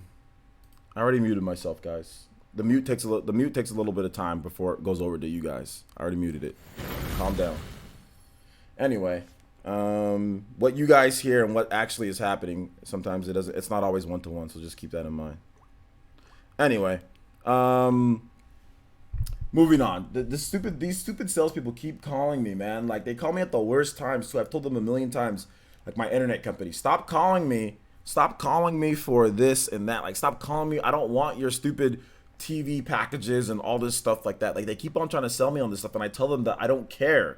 No, I thought it was a number. I thought it was a different number, but no, it was just the same people that keep on calling. I need to make sure I put it. Anyway, regardless of that, moving on. Either way, basically, I want to know, where it says based on, like, it's not based on eShop charts because the game was sold physically as well. So the game wasn't digital only. The game was a physical game too, and a lot of people bought the game physical. So I want to know what they wanted, and you said sells well. So what would that be? So you base well on a game only on eShop sales? You don't base it on everything else? And what was their barometer for what they needed? So that's what I want to know. Well, Travis Strikes Again was only on the eShop top selling list for a week or two. It was the bottom 15 and top 30. Okay, but there was also a physical edition of the game where probably more people buy the game physical because the physical version of the game was better than the eShop version of the game. So more people are going to buy the game physical probably because it's Travis Strikes Again. It's No More Heroes. People will probably want that game physical, not digital. So can you tell me where the sales were so it's safe to say based off of that? Where is it safe to say? That's what I want to know. Like I said, we do facts here, guys. We don't do this maybes or make purely put that you're speculating. That's what I want to know. Where is it safe to say? Based off of what? Based off of what? Based off of eShop, based off of 1 week of eShop sales or whatever the case is, based off of that? Let me know. Let's see here. So yeah, that's fair enough, OJ. I hear you. They never made it clear, so you make a good point. Well, there you go. They never made it clear, so I make a good point. Exactly. We don't know what they said. It sounded more like marketing to me. The thing is, I don't get tricked by marketing like a lot of you guys get tricked. They're just going to say something, obviously, because they want you to buy it. No More Heroes 3 probably would have came regardless. You know what I'm saying? Like, if No More Heroes 3 does come, I don't think it's all based off of Travis Strikes Again. If they want to make No More Heroes 3, they'll make No More Heroes 3. Because, like, whatever money you get from Travis Strikes Again, that's not going to fully fund No More Heroes 3. So, I mean, like, if they want to make it, they'll make it. They already know good and well that this game, what the sales predictions and what they're going to make for this game. They know good and well. It's a bait to get you guys to buy the game, which is fine. You know, which is why I didn't fall into this whole, let's all buy No More Heroes, Travis Strikes Again, or Travis Strikes. Did you guys see me doing that? No, because I'm not going to sit here and bait you guys with this stupidity. You guys didn't see me doing that. Even though they said that, I wasn't out there telling you guys and campaigning and saying, buy Travis Strikes Again. This is stupid. It's a marketing ploy. I'm in marketing myself. I went to school for it. I know what they're trying to do, so I didn't sit there and try to tell you guys to do it so we can get No More Heroes 3. I was like, dude, if they want to make No More Heroes 3, they'll make No More Heroes 3. If you want to buy the game, then buy the game. Whatever. This is what they said. Whatever. That's basically how I handled it. You know? So let's see here. It was very low on the NPD charts. Dude, how is it safe to say, based off of that the game is all of a sudden, we're not going to get it if they didn't give us any type of thing. Lots of games are very low on the NPD charts or don't show up at all on the NPD charts. You know that, right? But still are profitable and make money. Are you aware of that? The MPD charts is just the US. Games are sold worldwide. Travis Strikes Again, No More Heroes was sold worldwide. So what is there to tell me, based off of what we know from them, this game is not a freaking multi-gazillion dollar game. It's an indie game made with Unreal Engine 4 with about 10 to 15 people, okay? There's about 10 to 15 people that made this game. They sold the game at a premium price of $40, okay, for an indie game made by about 10 to 15 people that was self-published. So please tell me how much this game needs to sell in order for you to think that it's safe to say that there's not going to be a No More Heroes 3. Let me know, because you guys keep on VC and you guys keep on bringing up all these dumb points. So please feel free to let me know what you think that because of the MPD charts that it's supposed to sell or whatever the case is from a game made by 10 to 15 people, okay, with a small, tiny budget on Unreal Engine 4. So let me know. Well, those 10 people did a crappy job. That has nothing to do with what you're trying to say, though. We're not talking about the quality of the game. Now you're making up other stuff. Go play your microtransactions. VC, go buy some microtransactions in Dragon Quest Rivals or whatever. I think go play some microtransactions. Finish what actually make a point. Stop tagging me and freaking using whataboutisms, and bringing up other questions and other stuff. Like, make your point. Make your point. Actually make your point, what you're trying to say. Don't just bring up stuff and randomly throw the topic to something else. That has nothing to, your opinion on the quality of the game has nothing to do with what we were talking about the sales. First you're talking about sales, then you want to go about the quality of the game. When I make a good point and I say, well, it doesn't need to chart high on the NPD, it's an indie game. Most indie games don't chart on NPD sales. Well, the game's not good. Like, what the hell does that have to do with anything? Anyway, once again, most indie games don't chart. It's an indie game. So yeah, can you make a point? Can you make a solid point that supports what you're trying to say? Make a point. If you don't have a point to make, then stop tagging me, dude. Or I'm gonna start ignoring you. I'm gonna start ignoring your comments. Unless you're clearly joking, then I get that, okay? And then I get it. Then you're clearly joking, and I know you like to joke around a lot. But I mean, like, are you making a point or are you not making a point? I gotta know.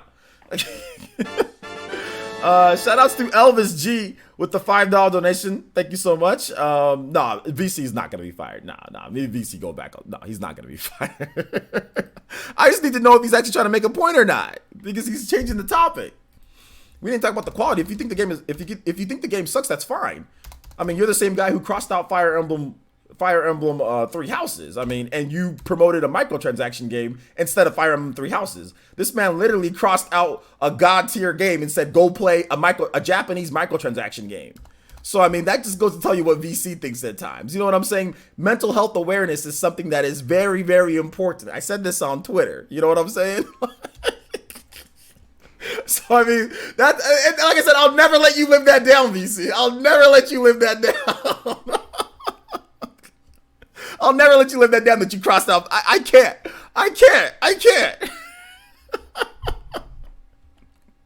Oh my gosh. So yeah.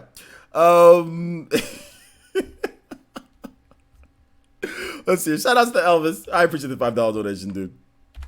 OJ keeping it real. You're fired. I'm just playing around, guys. I'm just playing around. Just to let you guys know. Not serious. Dragon Quest Rivals is better than a game that's not even out yet. How does he know? The microtransactions told him. He bought a card that says this game is better than Fire Emblem Three Houses. Don't worry, they told him that. All right, thanks, Elvis. I appreciate that. Thank you, Elvis G, with the $5 donation. Let's see here. The microtransactions, bro. Bought so many micros. It's like the same people who think FIFA's the greatest game in the world. You know? So oh yeah, FIFA's the best. I bought the Madden Ultimate Team and I got a prime condition Pele Ultimate card. Clearly, FIFA's the best. Oh, did you guys see? I got a freaking Messier. I got a prime condition Messier in level 99 out of this Madden Ultimate Team pack. It only took me about $1,000 and my free time and my girlfriend and a couple showers and my dignity and food. But it was definitely worth it at the end of the day. Now I can skill you guys football style online. You know what I'm saying? Clearly FIFA's the best. You know these weirdos that play FIFA? They'll sit there act like FIFA's the greatest. They'll sit there all day, spend all their money on FIFA Ultimate Team. Why? Because EA said that. EA said it was. Because you spent money on it. Let's see here. Even if they make No More Heroes 3, regardless of poor sales of Travis Strikes Again, it's still a trash game. It's so bad because it was a bad game. How much did it sell? And not a new true. How much did it sell? You said it sold bad. How much did it sell?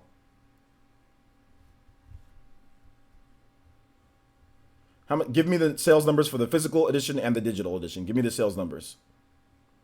And tell me what sells good and sells bad is. Give me the numbers that it sold.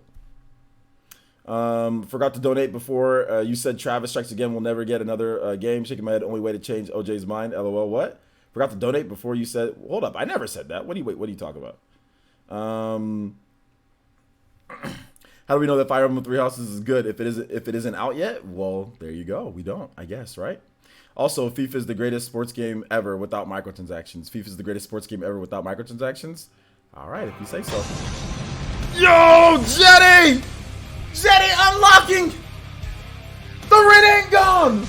Jetty in one swoop, my boy! With the 50! Yo, Jetty, what's good? And he says, 50, you have become the stream boss. Hokage mode for the month. Also top stream ninja and almost top weekly ninja. Either way, you got the trifecta.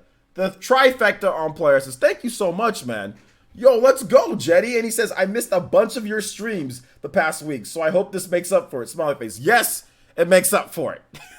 Shout outs to Jetty, man. Thank you so much. And I know you said that you were kind of busy with a lot of stuff going on with work and things like that, right? So, I mean, obviously, you know, you're an elite ninja here. You know, like I said, you're a good Smash Brothers player, so I appreciate the support, man. Let's go ahead and get you up here on the leaderboard. You guys give some loves, give some Sharingans, give some emotes to my man Jetty with the 50, man. I appreciate that, dude. I really do. FIFA is so popular here in the Middle East. I hate it. FIFA's popular everywhere, dude. FIFA's popular in a lot of places. OJ, how do you want to see Metroid Prime 4 gameplay? I don't know. To be honest, I really don't know how I want to see it. Processing the moving, it's been stressful. Yeah, man, moving can be very stressful. Did we get those sales numbers yet for Travis Strikes Again, No More Heroes? What's the sales numbers at? And what was the budget of the game, and what would it take? So, are those sales numbers in yet? What do you think? Earthworm Jim returns after 20 years as a television exclusive. Oh yeah, I talked about this just a little bit. I'm not huge on Earthworm Jim, so yeah, I'm not really sure. Like I liked the game and I played it back in the day, but you know, it is what it is. We'll see when it comes out. You can't even find it because it's so low. Okay, what are the sales numbers for? What are the actual sales numbers for Anthem? Can you find those sales numbers? Or what are the actual sales numbers for Metro? The new Metro game that come out? Or what are the sales numbers for, let's say, Torn of the Golden Country? What are the sales numbers for Torn of the Golden Country? What are also the sales numbers for, what's another game that we can talk about? What are the sales numbers for, how about like certain VR games? Some of the VR games that have come out. Give me sales numbers for all those too as well. Do you know what happened to Mama Mercy? I haven't seen her in a while. Oh, she still watches. She's just got some issues that she's doing, but she still watches. So yeah. So yeah, what are the sales numbers for Torna? I can't find those. That means they're really low, right? And the game sucks. Since we can't find the sales numbers for Torna of the Golden Country. It must mean that the sales are really low. The game came out physical and it came out digital, and it wasn't high up on the eShop charts when it came out. So that means the sales were really low, and it sucked, and it was horrible, and it was bad. Right? Yikes. Do we have a shovel here? Oh, VC. Hold up here.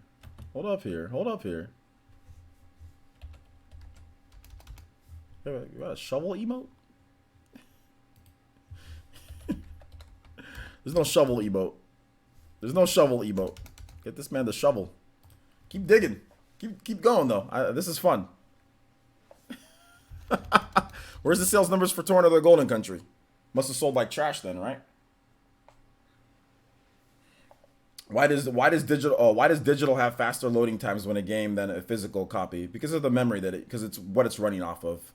Your system and what it's running off of, like the flash memory or the memory that's used is faster speed than cartridge memory. Just like loading times can be faster on the Switch because it uses cartridge memory over optical media. Whereas like a SSD, solid state drive, loads fast because of the type of memory that it is. No spinning disk, no slow loading. It's bam, it's right there. It's instant. Coffin. Let's see. We leave in simulation world. Rip. Yeah, man. He's investigating. Hey guys, let me tell you guys something. He's not gonna find the sales for Torn of the Golden Country. There are no sales. Let me tell you guys another thing.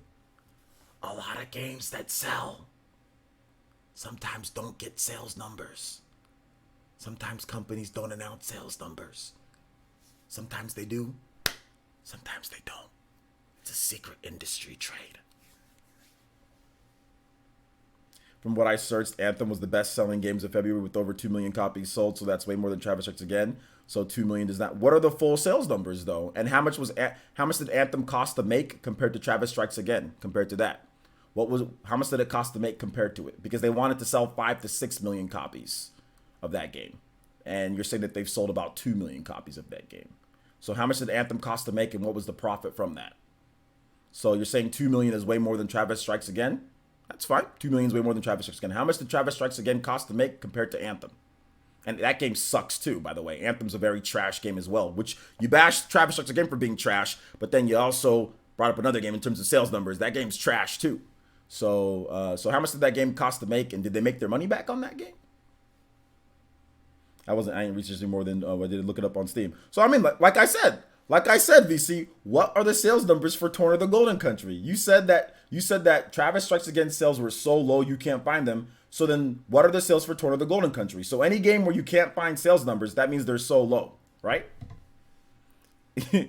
You trying, but it's all good. I think at this point I think I already buried you. I think we're done here. This is what we've concluded from VC. He's claimed that if you can't find sales numbers, that means it's so low that the game, you know what I'm saying? It's so low because you can't find them. Then again, he refuses to answer the whole Torn of the Golden Country question. On top of that, he brings up Anthem, which he didn't even find the most up-to-date sales numbers. He said that sold way more than Travis Strikes Again, but they were looking to sell 5 to 6 million copies of Anthem, not 2 million copies. And Anthem costs like a gazillion times more when it comes to the actual size of the game. Anthem, it costs a zillion times more, and Anthem is already discounted. So you sell 2 million copies, but what does that accomplish you? What does that get you when you want it to sell 5 to 6 million? By the way, they wanted to sell 5 to 6 million by this time. So, okay, fine. Unlike Travis Strikes Again, Torn as a masterpiece. But no, that's not the point, VC. We're not talking about the quality of the game. I don't care about your quality of the quality of the game. Once again, you took a microtransaction mobile game and you're promoting that microtransaction in the mobile game. I don't care about your opinion in terms of the quality. That's not what we're talking about here. You said that the game, since the game did not sell, you know what I'm saying? Like the game did not sell. It didn't sell enough. You're saying that it didn't sell. It sold horrible. I asked you to find the sales. You couldn't find the sales. You said, well, it sold so low, I can't find it. So then I said, okay, well, what about Torna? What I'm trying to say is that sometimes you're not going to find game sales. Even if the game sells really good, sometimes you're not going to find game sales. I'm not saying that's the case here. What I'm saying is I'm trying to get your silly stuff that people do online all the time where they just make up assumptions and they don't have any facts to back it up. And this is the reason why people don't do debates, because a lot of people online think like you.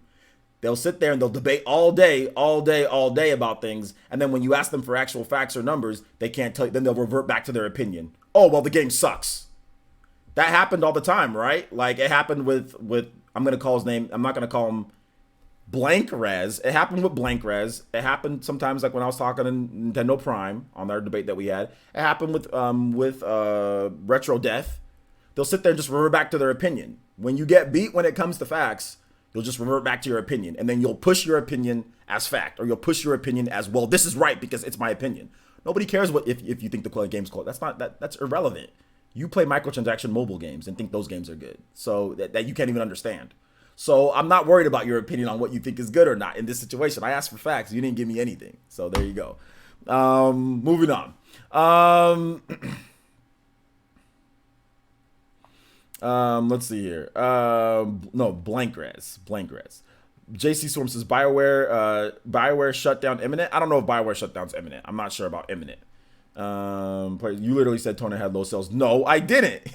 You're not understanding. I didn't say that. I basically used that because you said, well, the sales are so low of the game, I can't find them because the sales are so low. So I said, okay, well, can we apply that to Torna? So that means Torna sold like trash and everything because we can't find the sales. You were trying to say that since you can't find the sales of a game, therefore it's sold really bad. Well, there's lots of games that you can't find the sales of, and it might have sold good. We don't know. That's basically what I was trying to say here. So I was saying, well, I guess Torna sold like trash and everything since you can't find the sales, right? Obviously, that might not be the case with Torna. We don't know. That's what I'm trying to say here and say, VC. Like, are you not understanding? Anyway, moving on. Once again, I'm not addressing that anymore. If you can't understand, I'm sorry for you. Go play the micro. Go buy some microtransactions. I'm not really sure what to say. Let's see here. Honestly, I brought Torna because OJ wouldn't stop talking about it. Torna is really good. According to reports, Torna sold over 1 copy. Well, there you go. It sold like trash. 1 copy, says Andre Y. 1 copy. Is it OV Phoenix says, what do you think about Rocket League developer being acquired by Epic Games? I think it is what it is there. I understand from their standpoint, what they wanted to go for. Obviously, being acquired is good. You have a permanent home there, and Rocket League is going to keep selling. But the thing about it, what makes this interesting is because Rocket League has sold a ton on Steam. Is it going to be delisted from Steam? Is it going to go over to Epic Game Store as an exclusive? It might. So we'll have to wait and see on that one. I don't like Fire Emblem much, but I think Xenoblade is better. That's an opinion. That's fine.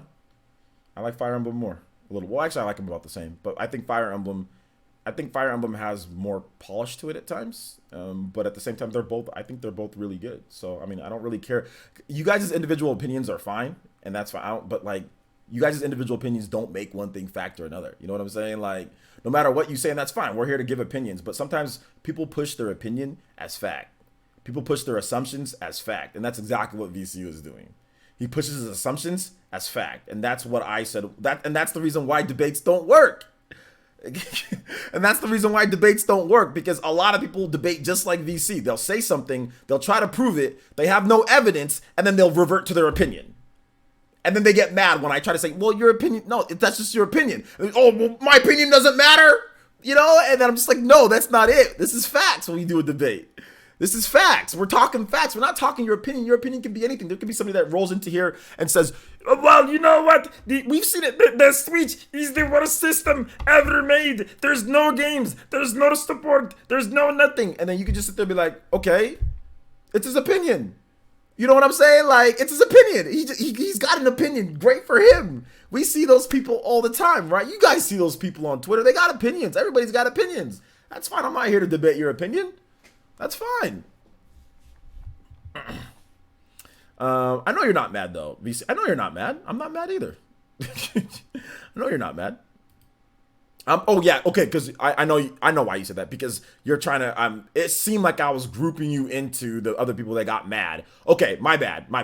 Let me separate those two. Yeah, VC's not like that. Like, and once again, I don't have a problem with any of the people that I've talked with before in the past when it comes to it. But I'm just saying, this is what usually happens when we discuss these type of things. Like, it gets to, okay, give me facts, because somebody makes a statement and then I say, okay, give me facts. You don't got facts, or you got very loose evidence for it. And I say, well, clarify. And then it reverts back to opinion. So let me separate the two. VC's not mad, but some of these other guys got a little mad at me. So there you go. OV Phoenix, not necessarily, not Nintendo Prime. No, he was cool, but the other two kind of got mad at me. Let's see here. OV Phoenix says, what do you think about Borderlands 3 microtransactions? Yeah, I think it's interesting how Randy Pitchfork said it, or what he said about the microtransactions and everything like that. I think it was very interesting what he had to say and kind of what he was trying to go for. Obviously, there's microtransactions in the game, but I guess Randy said that to cut him a break because he said right before that there's not going to be any like gameplay type of microtransactions. It's just all cosmetics. But I guess it's just a big mess. It's just a big mess right now, apparently, you know. So yeah. So yeah, I mean, I don't know. What are your thoughts, OV Phoenix? I want to hear what you guys have to say about this whole Borderlands thing. Torna sold between 1 and under 300 billion copies. That's safe to say. Safe to say. Is Randy Pitchfork a boy or a girl? Randy Pitchfork? He's a boy. He's a young man. Randy Pitchford? A young man. He's a great guy that does his best to market stuff the best way. You know what I'm saying? Like, so yeah, that's basically what it comes down to. Basically what it comes down to.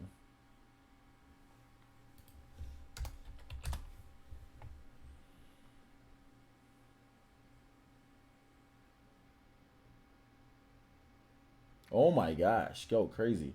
Tourist falls 300 feet into a Hawaiian volcano and somehow still survives. Interesting. Woods the Chosen. What's up, man? A little late. I call him Randy Rah-Rah. Yo, Randy Rah-Rah. Yo, imagine falling into a volcano. Imagine that's like some freaking like SpongeBob stuff right there, bro. I mean, like imagine falling into a volcano thinking, well, you know what? It's about all over now at this point. That's not good. That's not good. See, this is the reason why you probably shouldn't be going around volcanoes. I mean, you could fall in. There's a big hole at the top of a volcano. And chances are, if you get very close to that, you can fall into the volcano. Watch your step, guys. Volcano crossing. Volcano crossing. I mean, this is horrible. That's definitely something that you don't want to do. Joe versus the volcano. I don't have a problem with the cosmetic microtransactions, but I think they should have been more truthful about it. Yeah, I think they should have been more, very, very clear and apparent about it. Yeah, very clear. Exactly. You should do more Naruto videos. I should do more Naruto videos, Stone Cold. You're absolutely right about that. I really need to do more Naruto videos. I might do some, what type of Naruto videos you want, Stone Cold? Because they actually perform really well on the channel. I don't know why I stopped doing Let's Plays for Naruto Ultimate Ninja Storm. Like, those actually perform really well on the channel. I should have just kept it going, and like those all did really well. So what type of videos are you looking for, Stone Cold? Phil says, not sure if you talked about this, but the Sonic movie director said they're going to change Sonic's designs. Thoughts? So they are going to change Sonic's designs. I hope so, because it's not looking very good. Not looking very good. So yeah. Not just Baruto.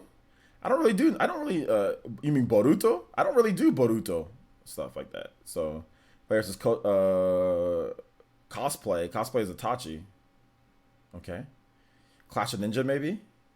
Let's play 1v1 Naruto Ultimate Ninja Storm. You upload the set to channel. No, I don't want to do that. I don't want to play Naruto. I hate competitively the Naruto Ultimate Ninjas. Those games suck. They're broken. They trash. Play Smash Brothers though. Naked Mole Rat more attractive than movie Sonic because you get bopped. Sure, why not? Just like you get bopped in Smash Brothers. Let's see here. I'm glad they changed it. I bet Sega stepped in. LOL. Bruh.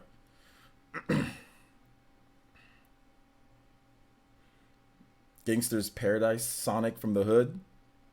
The lag and storm makes games unplayable. The games aren't competitive. It's been a minute since we last played. What are you talking about? The last time that we just played last week. What? What you tell? Wait, what? We played last week, dude. We played like a week and a half to a week ago. What you talking about? Wait, what? How was that a minute, bro? Last week? What's your perception? Has those microtransactions got your perception of time all wonky? What the? How was last week? Bro, we ain't even through this week yet, bro. It was literally last week. We ain't even done with the week yet. What?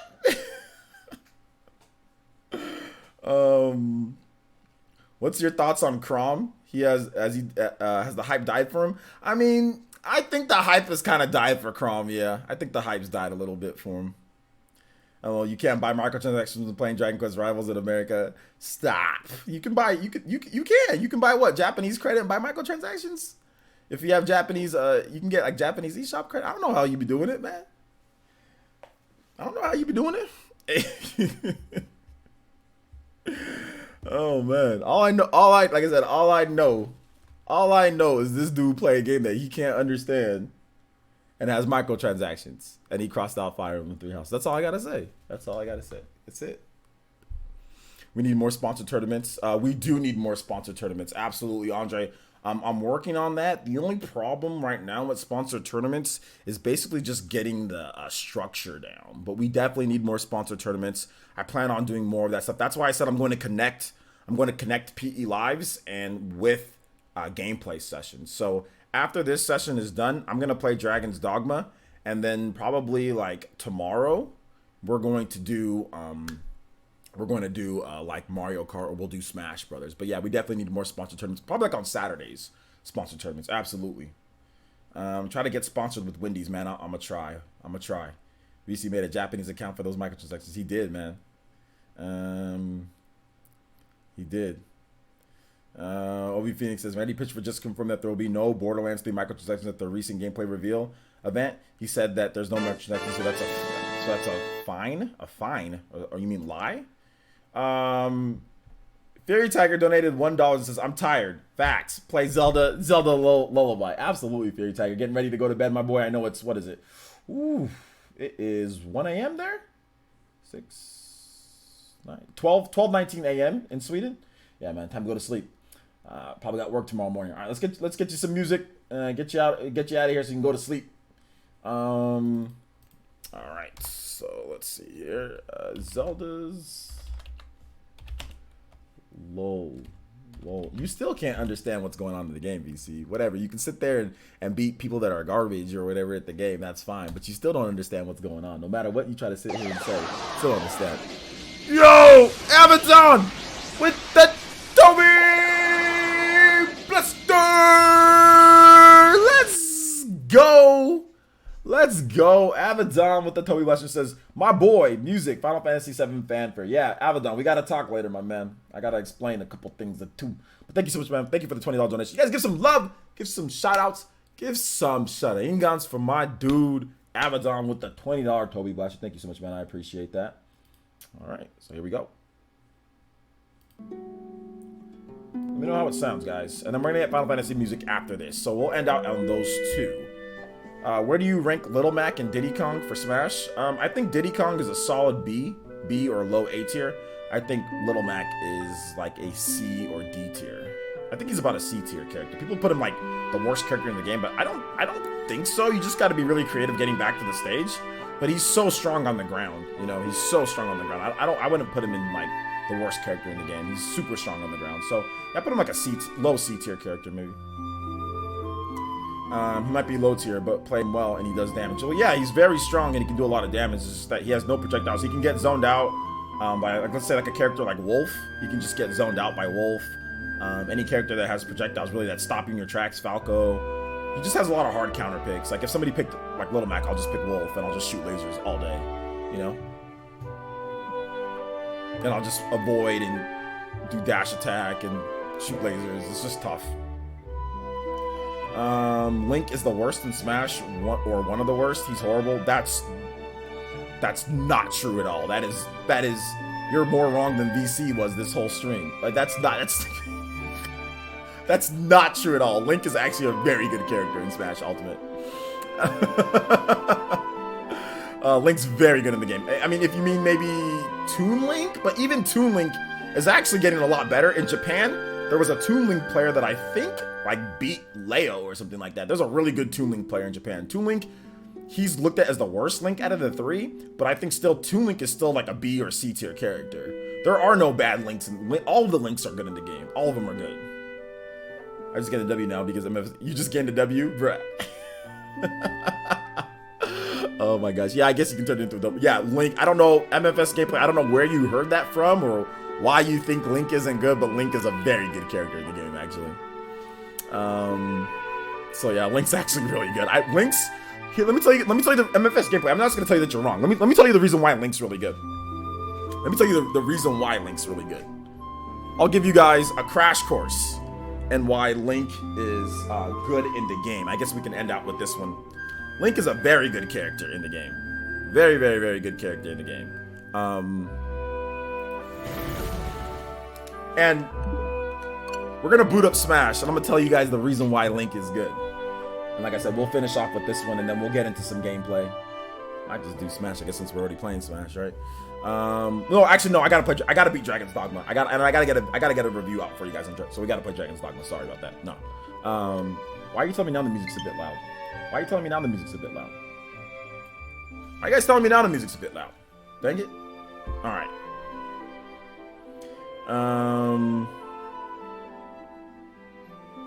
Worst Smash character, in my opinion. I don't know who the worst Smash character is. I honestly don't know who the worst Smash character is. Alright, Abaddon, we'll get your music in just a bit. Let me show you a couple things here too, guys. What makes Link good? He is, but he's still not trash. I'm not really sure who's the best. Let me tell y'all what makes Link good. I didn't pick my that. Young Link and is the best Link. That's debatable. The reason why Link is really good. There's a couple of reasons why Link is really good. Let me tell you guys this. Let me move all this stuff over here. Let me move this stuff over here. Let me move this over here. Move this over here. You guys are gonna see like the screen go blank for just a little bit because it's a little bit laggy because I'm not playing off my monitor. So I'm gonna play off my monitor real quick. Okay.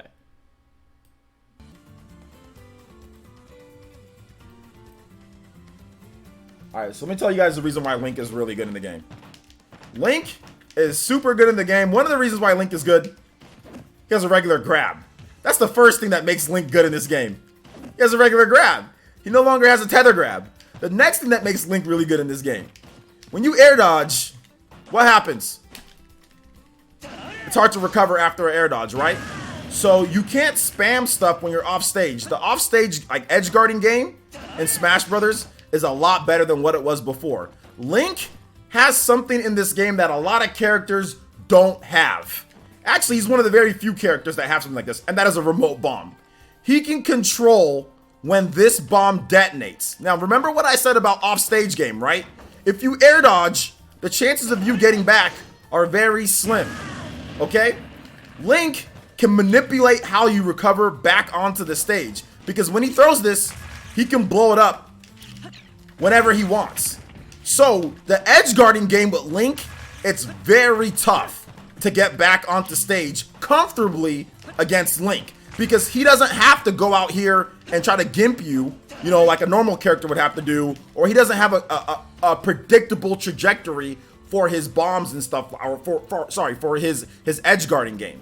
So that's one of the reasons why Link is actually good, is really because of this remote bomb. And because of this changes to the way that you get back onto the stage, that's what in my opinion, outside of just like the other stuff, this is what makes Link really good. Now, the regular bomb that Toon Link throws, or the other Links, or Toon Link or Young Link, those ones, those ones explode after they go in a certain time. You can't control. It has to hit the person for it to explode. Whereas this bomb, like, you throw it and then you explode it when you want to.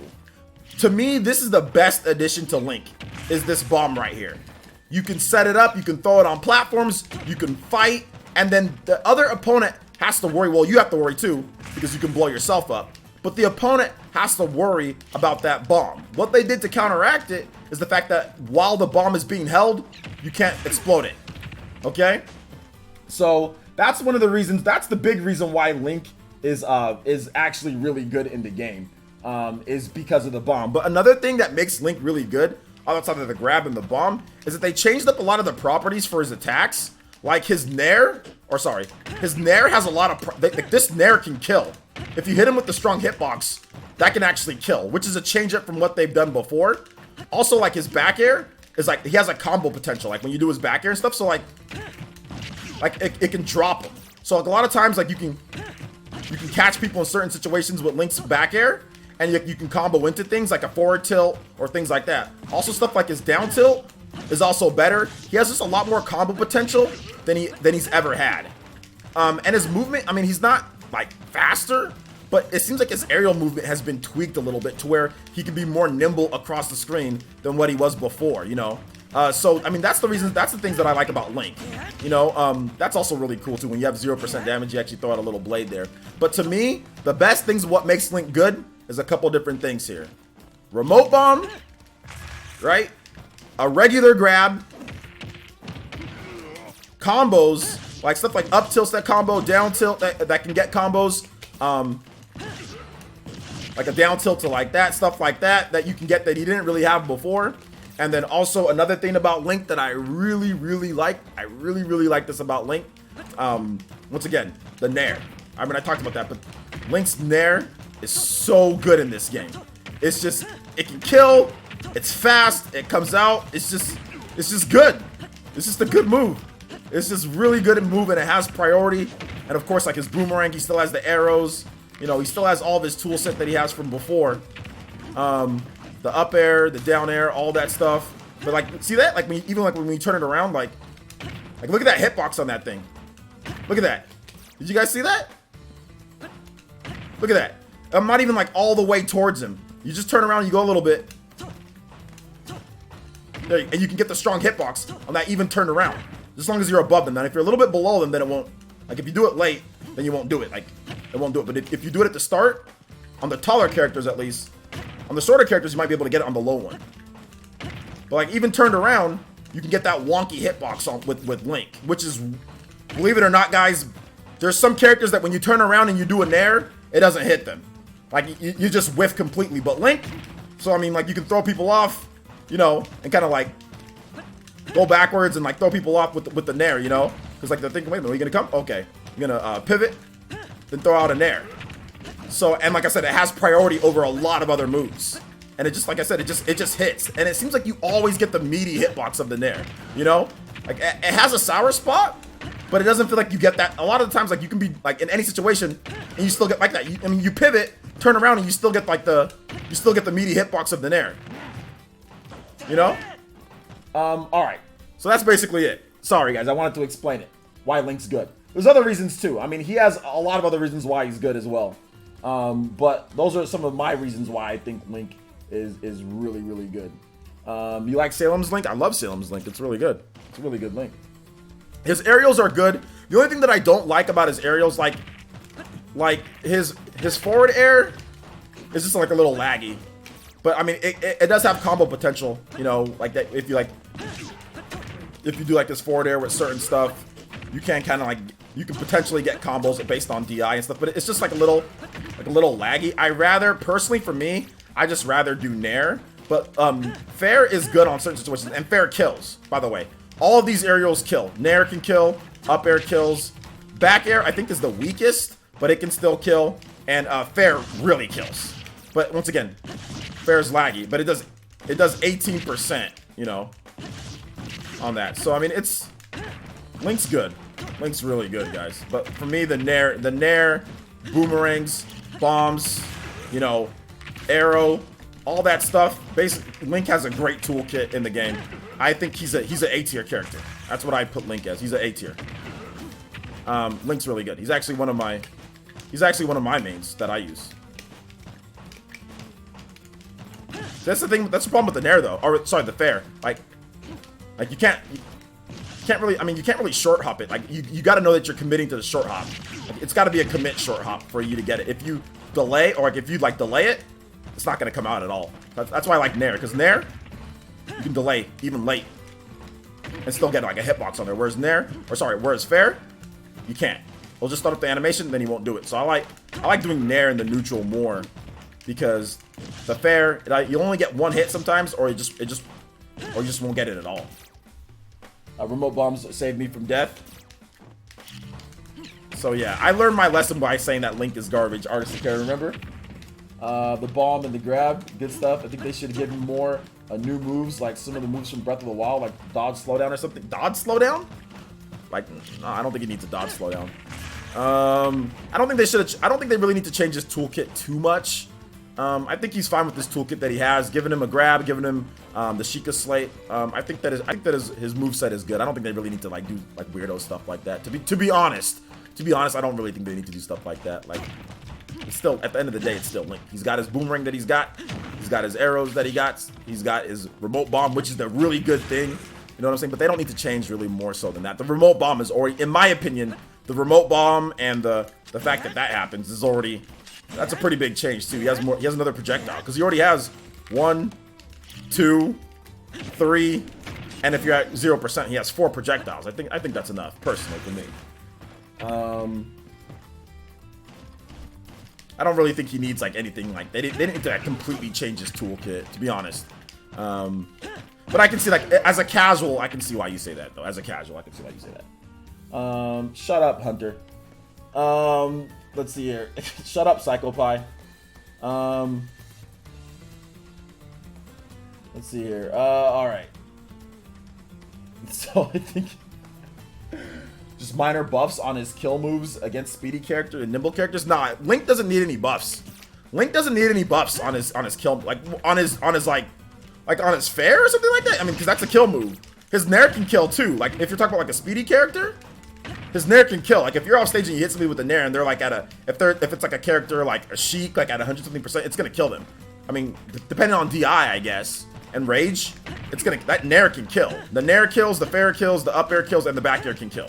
Back air is not as reliable as everything. I don't see why you think that he needs buffs for his kill moves. Why? He's already super strong. Can you teach us Piranha Plant, OJ? Nah, I ain't teaching you guys Piranha Plant today. I ain't teaching y'all Piranha Plant today. Not today. Maybe some other day. Maybe some other day, but not Piranha. I'm not really great with Piranha Plant either, so it's not like I can teach you guys anything. Somebody, I don't know who this VG2335 guy is, but stop spamming, my boy. What are you trying to say? Yeah, like the back air, you can combo that into a forward tilt, depending on where you are. Hold up. Bad DI too. Not no DI. You can get that, or you can get a grab off of it. And even like after a grab, you can get up tilt combos. And that's it. And this is like, this is actually real.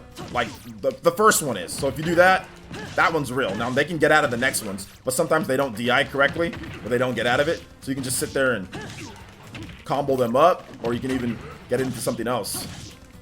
Into a forward tilt if they're not DIing correctly. Grab resets. Even like Nair. Reset them again.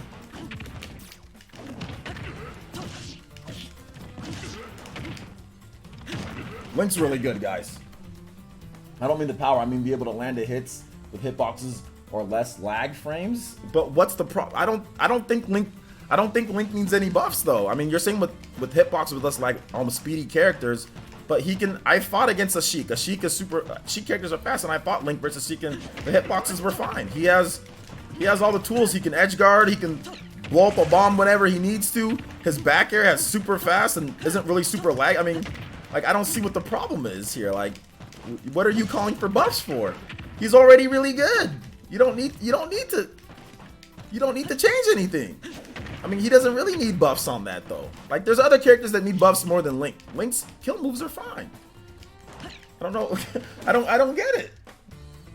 But I don't understand why. I mean, his kill on speed, like you can't adjust damage to a certain type of character. So Tim W, like you're saying, like, oh, well, they need to buff his kill moves on speedy characters. You can't buff a kill move on a certain character. If you change the power of a kill move, or like if it's stronger or more knockback, it works for everybody. It doesn't just work for certain. There's no code to where, oh, for this character, it kills, like it's a stronger versus light characters compared to heavy characters. The knockback and the damage is universal across the board.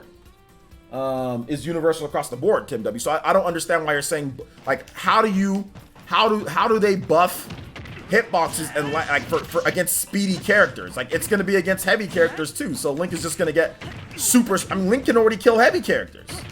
Like, Link doesn't have a problem killing against heavy characters or light characters. So I don't get it.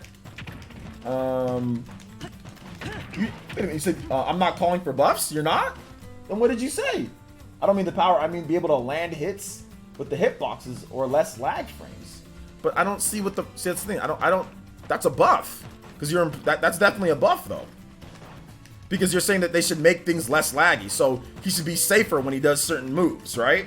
You said less lag frames, so like his lag frames already, like everything's, the only one that's bad is the fair. Nair, back air, Nair, back air are pretty safe. Fair, not so much. Back air and Nair are safe. Up air, not as much. But I mean, I don't really see what he needs to be adjusted at. A Nair can kill off stage, and you've got remote bombs to kill off stage too that have a big radius to hit people. So I don't see why he needs, a buff. Like, and that was just, by the way, that was on Ganon, and it hit a spark at 80-something%. You know? So I don't see where he needs that, like, oh, extra, like, less lag frames. Like, I don't understand that, because he has no problems killing. That's what I'm trying to understand. They need to remove the boomerang and give Link a kitchen sink. Maybe it'll hit harder. Link is fine. I'm just saying, for pro players who say Link to best top tier like Olimar. Okay, I mean, I guess, but I mean, I don't see. I think that's how you break a game, though, in my opinion. You sit there, you say, oh, well, this person's going to be really good against this character, and then all of a sudden that character's too good, you know? So I don't really think, basically, if it's like, it's just like, if it's a bad matchup, it's a bad matchup. There's 70 characters in the game. The game's not going to be completely like where every matchup is good. That's the whole point of a fighting game and playing competitively. If you have to do a hard counter pick, then do a hard counter pick. But there are hard counter picks to Olimar. You know, there are, you know, characters that you can use. You don't need to make Link better because he's not as good of a matchup for Olimar. There are picks for Olimar too. I mean, and that's my, I guess that's my opinion. I don't think you need to start doing that. Like, well, let's make Link better against Olimar, you know? And then what happens? What if Link becomes too good? Then what are we gonna do? Let's make this person good against Link. Okay, now let's make this person better against this matchup. Like that's the reason why I don't like that. Like, because Link's already a really solid character. I don't think you really need to make him better. There's no reason to make him better, because he's already really good. That's my point. They should focus their time and effort on characters that aren't good. You know what I'm saying? Like, because like they should focus their time. And like another problem is that like you say against Olimar, but the thing about it is that Olimar has no hitboxes on his recovery. So a remote bomb could be the death of Olimar. You get Olimar off stage with Link, you can Z drop a remote bomb and blow him up. He doesn't have a hitbox. Olimar has no hitbox on his recovery. He can be easily blown up off stage and edge guarded. You can go off stage and nair him. You can shoot it with the arrow. You can throw a boomerang to mess with Olimar. So I mean, I see what you're saying, but Link could be I think he might be a hard counter pick. He might be a little bit harder to hit. I mean, to hit Olimar, but at the same time, I mean, like I don't really think like I understand what you're saying, but I just don't see why I don't see why he needs it. I mean, if you're talking about fighting against Olimar has no hitbox on his recovery. Throw a bomb out there, blow him up. But hey, it is what it is. Spamming neutral B isn't talent. Neutral B with who? With Olimar? Hey, look, Olimar takes Pikmin management. I hate using Olimar. I think Olimar is a tough to use and tough to fight against, because you got to worry about certain Pikmin, you know, and all that. And I don't want to do all that stuff. I don't feel like doing that. I don't feel like doing that. Yeah, if he had a kitchen sink MFS gameplay, then he'd be a lot better if he had the kitchen sink. Alright. So let's go ahead. We're going to stop that. Let me go ahead and put this on that. Alright.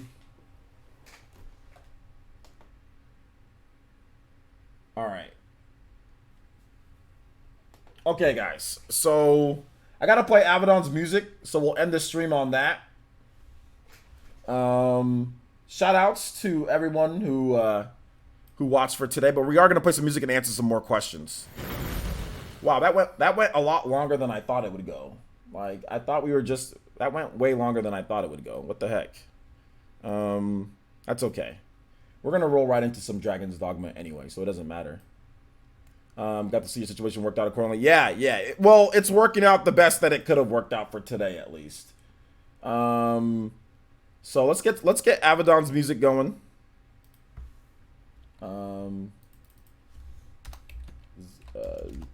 You wanted Final Fantasy VII fanfare. I know why. Fanfare. All right. So let's see here. Let's get it a little bit longer. I'll get it a little bit longer. Okay, hold up. There we go.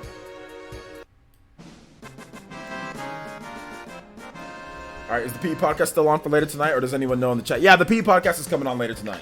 I'm gonna play Dragon's Dogma for a bit. I don't even know if do I even have time to play Dragon's Dogma now, because this is going long. Let's see, I want to play for at least 2 hours. But if we have the PE podcast, then okay, we might not be able to do Dragon's Dogma because I gotta get ready for the PE podcast. That's gonna start by 6. I won't have ample time to actually get it done. 3, yeah, because I have to roll right into it. So I don't want to play for only an hour or something like that with Dragon's Dogma. Unless you guys you guys okay with an hour of Dragon's Dogma? Because I'd probably have to stop at about at 5 o'clock my time. So you guys okay with an hour of Dragon's Dogma?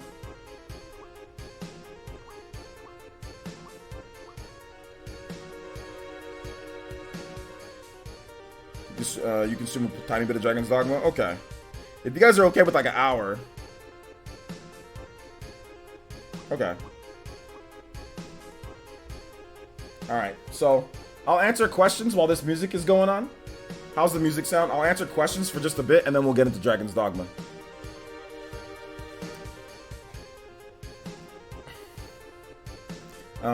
So yeah, the podcast is still going on tonight. Thanks, Ben. I'll practice with him a bit more. All right, yeah, it's all good. Just get some practice. Watch a guy named Salem. Just look up Salem, Salem, then look up Link, Salem Link, and then watch him play. And I'll give you all that you need to know about how to use Link.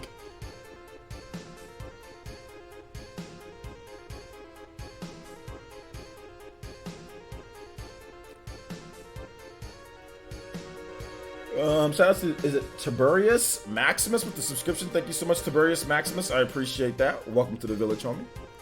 Where do you rank ice climbers so far? Do you ever use them? Yeah, I actually have ice climbers in Elite Smash. And I like ice climbers. I probably rank them a solid C tier character, maybe B tier. Missed the stream. Recap of the news? Nah, I ain't recapping everything, man. There's a lot of different stuff going on. You can rewind the stream, though, if you want to rewind it. But basically, we talked a little bit about Bayonetta 3, changing some gameplay conventions. We talked about a new announcement for Suda51's making. And then we also talked about basically what's in the title. But it's too much to recap everything that we talked about, man. Since you missed the whole stream. And then we talked about the release date for Bloodstained Ritual of the Night is June 25th or 26th on the Switch, and then June 18th on the PS4, Xbox One, and PC. So I mean there was more to it than that, but you probably have to watch the replay or rewind the stream.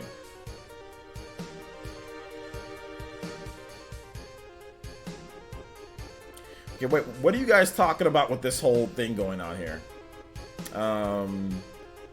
True, what do you guys, Dank Meme and Link the Hero of Hyrule, what are you guys talking about? What's the discussion here, guys?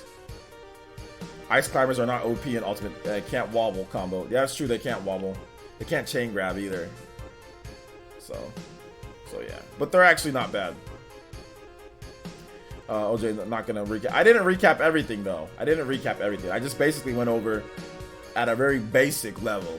It wasn't the full recap. You know what I'm saying? I could have went more in depth, but I mean, obviously, he didn't learn that much more information than what he could have just... Really, the only thing that I told him was that, I told him the actual release date for Bloodstained. Other than that, there wasn't really much of a recap, to be honest. Or that was a pretty crappy recap, in my opinion.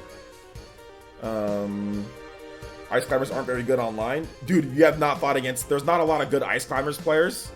But holy smokes, I fought against a really good ice climbers players, and he trashed my wolf a few weeks ago. I've gotten better at the game since then. No, it was maybe a couple months ago, a month or two ago. I fought against this Ices player, and this guy was really good. He was decent. He was beating the crap out of me. I probably could have done better if it not. I mean, that's a really good. I think ice climbers are a really good counter pick to wolf at times. Seriously, he was really good. He was super good.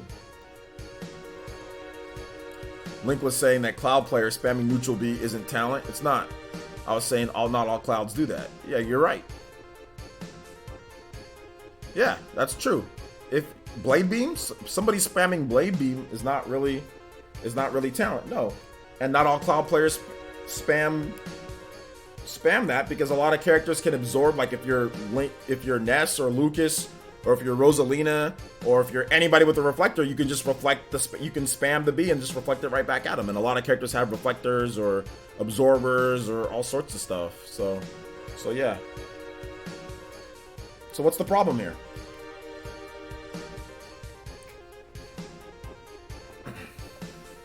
A lot of Clouds do spam neutral B. Bad Cloud players will sit there and spam neutral B on you online. Yes, that's true. Good Cloud players will use it when they need to use it, and will actually, instead of spamming neutral B, will probably charge limit, or they'll start trying to condition you with certain attacks, or they'll use Cloud's Nair. Or I mean, Cloud's Nair it's so much worse than Smash Ultimate. I just got my Cloud to Elite Smash yesterday, guys. And it took me a little bit of time. It took me longer than I thought because Cloud's Nair is really bad.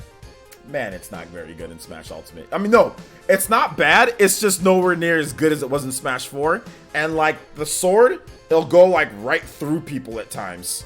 Like the hitbox on the sword, like it'll literally touch them, but it doesn't hit them. The hitbox doesn't, like, in order to nerf, because like the Buster Sword is so big, in order to nerf its own capabilities, they literally make like the very end of the sword not have a hitbox. So that's the problem with Cloud, and that's why people say he sucks or whatever the case is. But outside of that, all of his tools are intact, you know. But his Nair is just not nowhere near as good as Smash 4.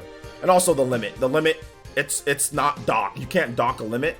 Like, you can't hold it on deck. Like, it goes away after a certain time. That also makes Cloud a lot worse. Or nowhere near as good. But he was kind of OP in Smash 4. So I think now Cloud is like a solid B or A tier. He's like right where he needs to be. But yeah, it's tough. He's definitely tougher to use, but at the same time, he still got a lot of tools. He still got good frame data. He's still super, super strong. He's still a good character. Yeah, limit moves have less power. The finishing touch has less range. You can't do as much stuff comboing into it. I mean, yeah, you're right. He's been nerfed across the board, but he's still a viable and solid character that can, depending on who you are, obviously can get you in tournament, higher. Like, I've seen Zero, Zero's Cloud is amazing. If he actually played in tournament and was serious about Smash Ultimate, I think Zero could win a tournament with Cloud. You find Shulk to be low tier? Shulk is not low tier at all. Oh my gosh, Shulk is not low tier. Why do people... Shulk is definitely not low tier. Shulk is a solid B tier, maybe even A tier. Shulk is a great character in the game.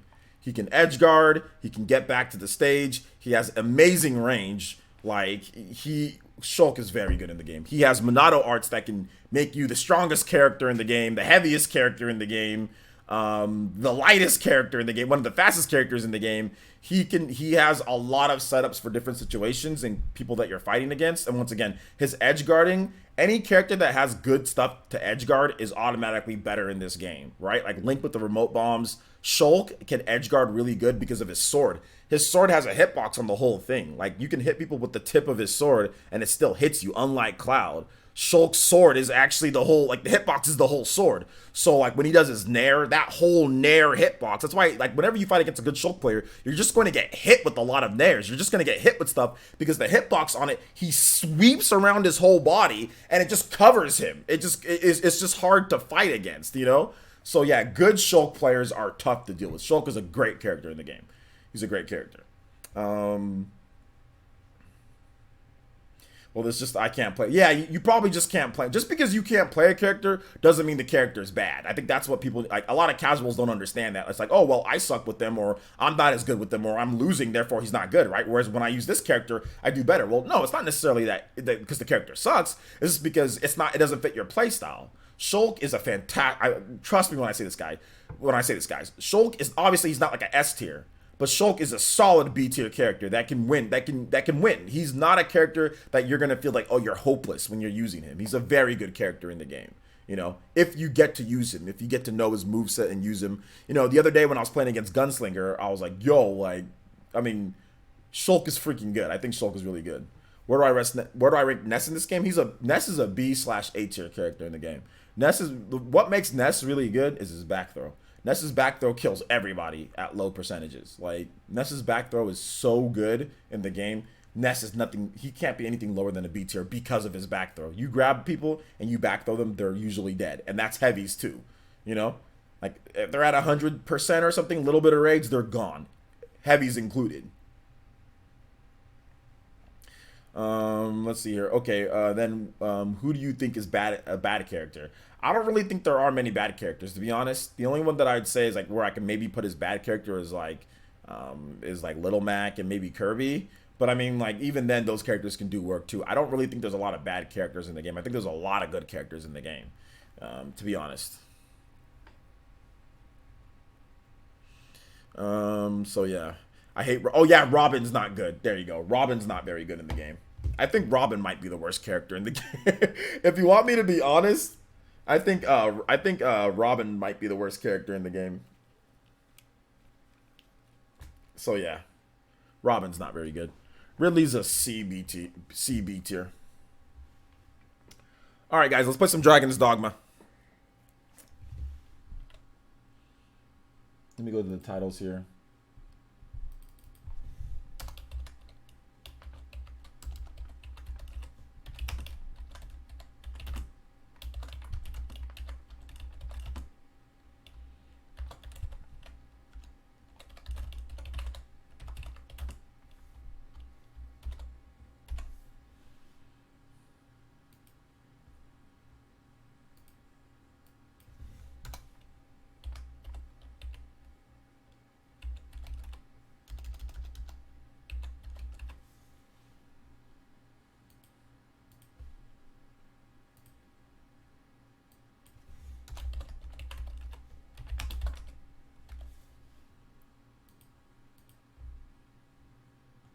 All right. I don't like King Dedede. All right, guys. I will be right back with some Dragon's Dogma Dark Arisen, in just a bit.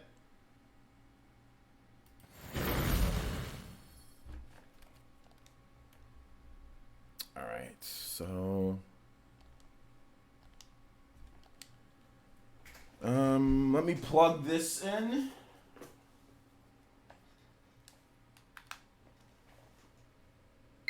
Oh, actually, wait a minute. No, we have to switch. We have to switch switches here, I think. I think it's on this switch. All right, guys. I'll be right back with some Dragon's Dogma. Yeah, everything went well today, dude. I'll be right back with Dragon's Dogma. So give me just a little bit of time to set everything up, and we'll be right back with the stream. Okay, guys? I'll put on some music for you guys too.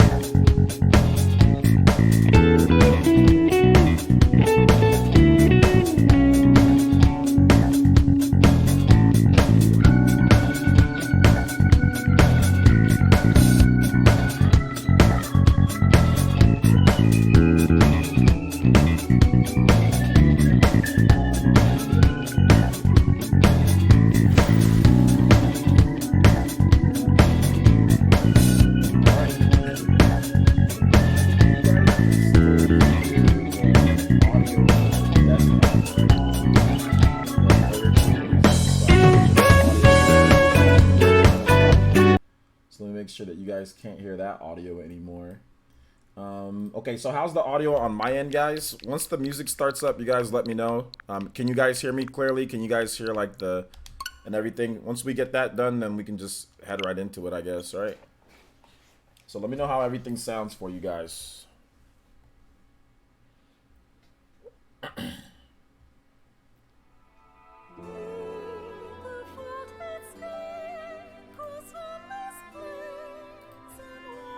I don't know what Suzumi's talking about in the chat, guys, but Suzumi, you be making up. I don't know. Suzumi, you be coming in here and saying the wildest things. Sega's not selling off the Sonic team. I don't know why you say something like that. Oh my gosh. Alright, it's good. Okay. Everything sound good? Why not? Because why would they? Ask yourself why they would. Said it's a little low? It shouldn't be. Symbol at the top of my Switch screen? What symbol are you talking about, homie? It shouldn't be low. It should be good. Let me take a look. Are you sure your volume isn't just low? Because it's at 90. I don't want it to be too loud. I'm going to put it at 95. You guys let me know how that sounds. 95 on both ends. We had it at this same volume last time, so I don't want it to be to where it's too loud, to where you guys can't. It's like overpowering the volume. So let me know how it is. Sounds okay. I was replying to Nintendo buying Sega. Nintendo's not gonna buy Sega. It's stupid. I'm not trying to be mean, but that's just, it's not happening. Nintendo's not buying Sega. Nintendo's probably not gonna buy the sell off the Sonic. Nintendo's not buying Sega. Sega's not gonna sell off the Sonic team. None of that's happening. In the past 30 years of Nintendo doing video games, Nintendo has purchased 3 outside companies.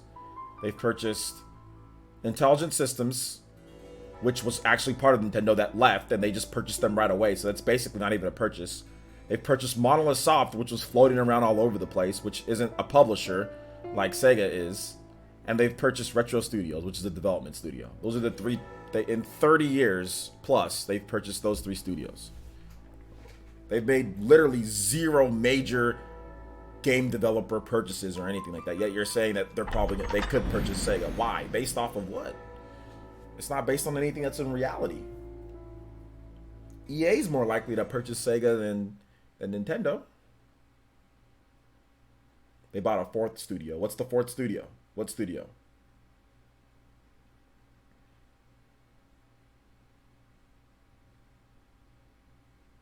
There's no need for Nintendo to buy Sega. Useless. It's pointless. You can't just buy companies like you're buying water at the store or something like that. Yo, what's up, Quinn Kling? How's it going? Are your travel preparations complete? No.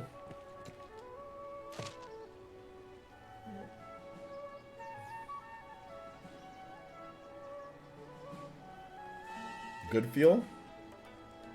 Yeah, but Goodfeel already worked. A lot of the people at Goodfeel already once again worked internally with Nintendo, though. Like, Goodfeel ain't even like a real acquisition. Alright, let's see.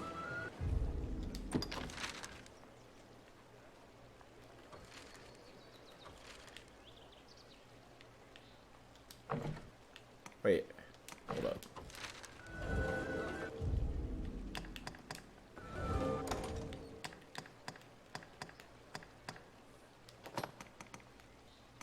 Where's that stone at?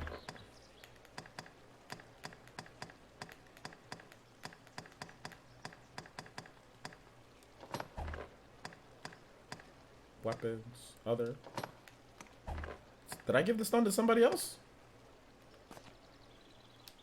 Did. Hunk of ore. Damn it. Who has that stone to where we can fast travel? Ah, is that it? There we go. No.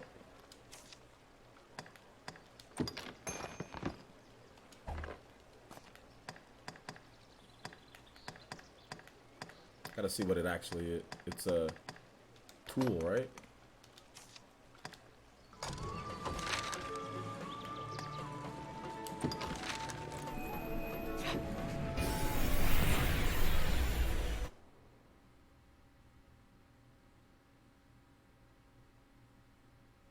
No, I don't have a monocle. I didn't sell it for anything.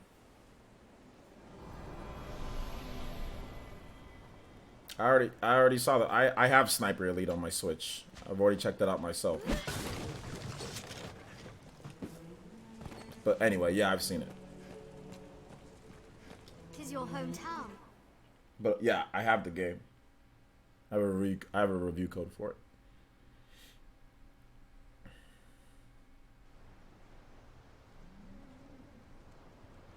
Okay, so you said in the innkeeper's inventory, there's an item in the innkeeper's inventory. So this guy over here is an item for 300,000. You get 300,000 for it. How's your day? Fine. The traveller told me that he spoke of. What can I do you for? As you will. Wait, you withdraw? Like, what do you mean the inventory? So what you with? What, here's the innkeeper. So where is the item at? Withdraw? Okay. I wonder if that's where. Now there's a. What can I do you for? As you will. So it's some type of monocle, you said? Oh, okay, I see. So wait a minute, hold up. So I can just get these items from him? Like all this stuff I can just get?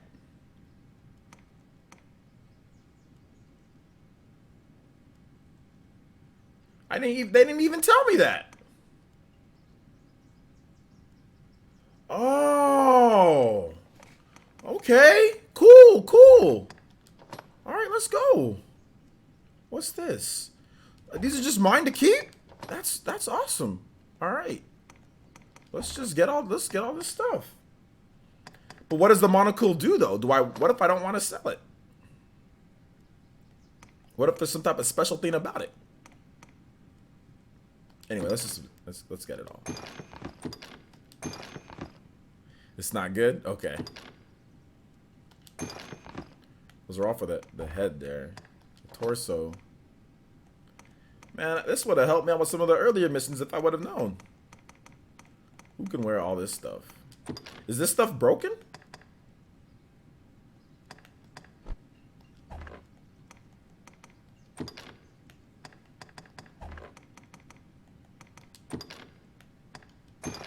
Do they gotta be a certain I'm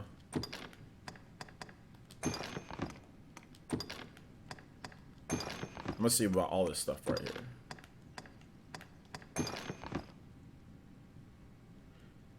No, I meant like, is it gonna like break the game? Is this stuff so good it's gonna break the game? Like a lot of this stuff seems like super good. Nah? Okay.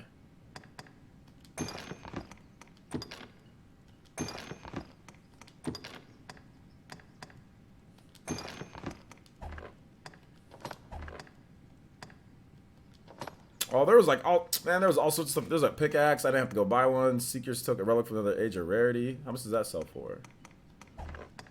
Special. First journal entry. Oh, this is stuff that I already put in. All right.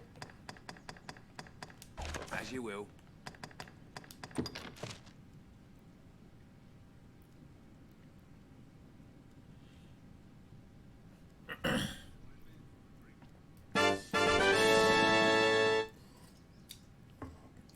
Thank you, Tim, for the 99-cent donation. I appreciate that, Tim. Thank you.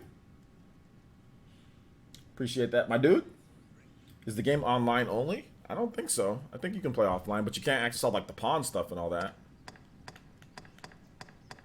It's a single-player game, though. You can play it offline. Okay, this is really good. Elemental resistances, piercing resistances. This is good. You said this monocle's trash. Yeah, it's not as good as this thing right here.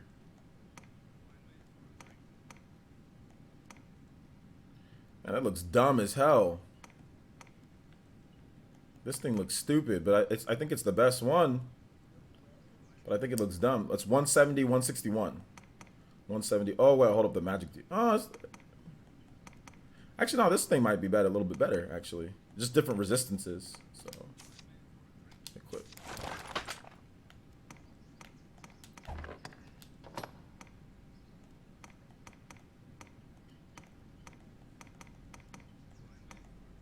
Yeah, look at this outfit, yo. That's cute. Unfortunately, guys, I can only play this for about an hour before I have to get ready for the PE podcast tonight. So, that's the unfortunate situation.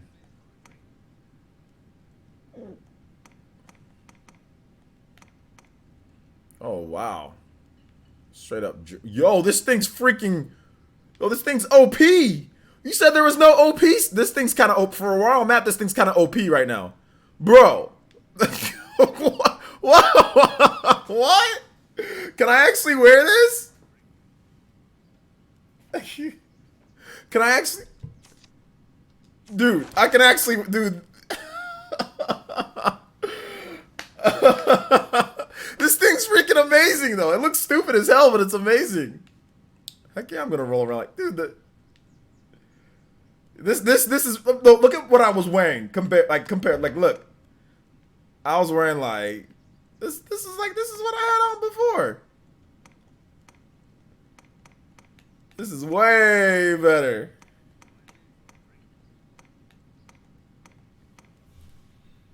Yeah, some of this stuff is really good. This is really good. This dress is really good.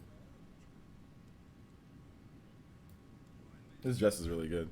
I want to get some missions in, so we're gonna wear this dress and we're gonna move on. All right. Oh, but it takes up both your. It takes up your hands and it takes up both spots though. So that's the thing. So later, once you get better equipment for the legs, it might not be as good. But right now it's super good because look at all like look at the the debilitation resistance.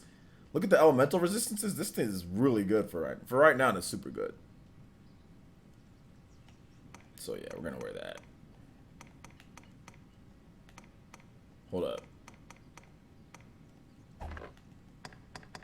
I just don't like the look of it, to be honest. But hey, it's like Princess Peach. Oh, this is all the armor. You don't get anything on your head either. So that's another thing. So yeah, later it won't be as good, but right now it's good. Yeah. Well, I already know my pawns can. You don't gotta tell me that. I already know pawns can wear other armor, dude. Like you don't gotta tell me that. I'm very aware that pawns can.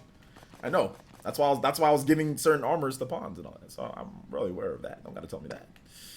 All right. So let's see here. You don't gotta like walk it by each like step by step though, guys. Let's just like I said, just relax. I got it. I got stuff like that. That's the simple stuff. All right. Let's see what else they can wear here. The same people that I always podcast with. Look at this nun outfit. 144. This is better. 138, 210. No, that's not as good. That looks really cool though. It looks really cool. I like the look of it. Just rolling around like this.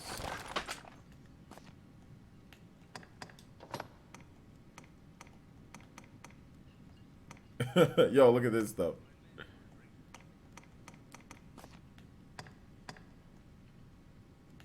Yo, she don't got nothing. We gotta get her something.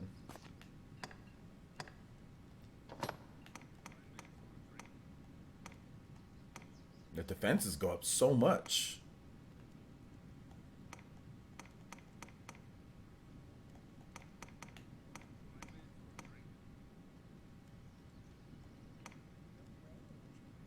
This is cool too.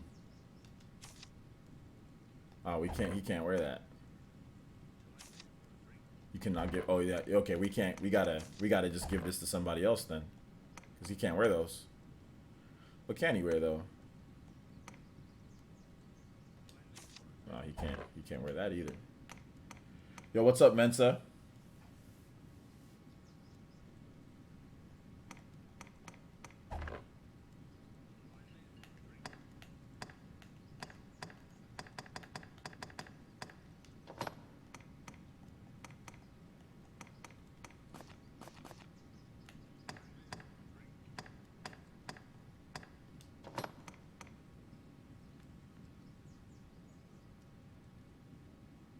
I think she needs to wear this. I think this looks a lot better on her. I think it looks a lot better. He's wearing it. Okay, hold up. Never mind. Hold up. Hold up.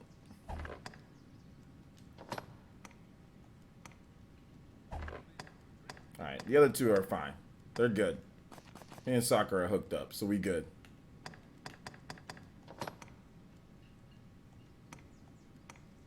Swordsman's ring.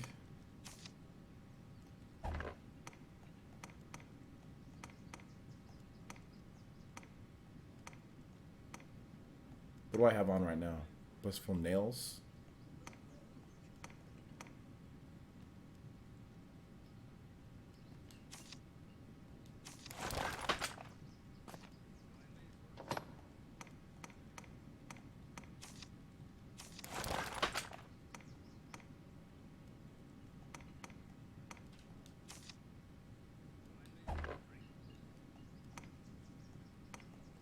Alright. As you will. Alright. Let's deposit some stuff.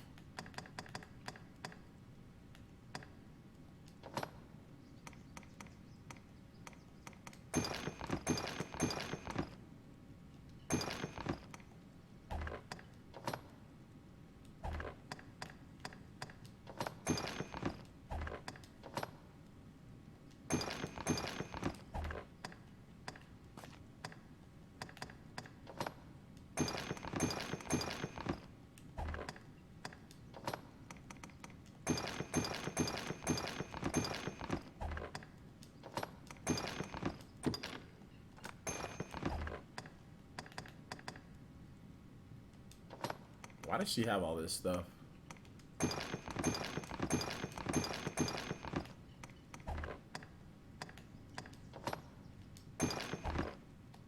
As you will. What can I do you for? Is this game good so far? Yeah, this game's amazing, dude. I love this game. This is a dope game. I'm sorry I'm doing kind of like boring stuff right now, but the game is actually really good. I'm just trying to get set up.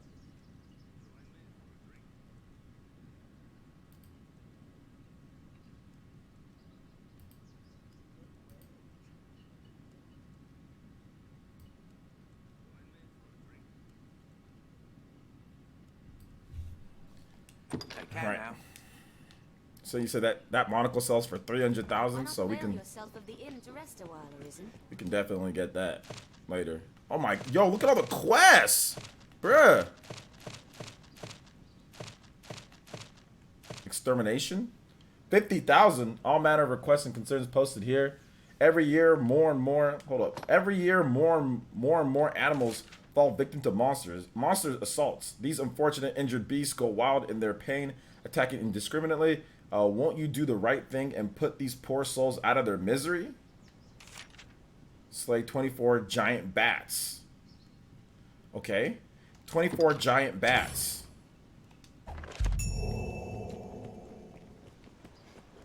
Greetings. 24 giant bats. Let's go slay these giant bats.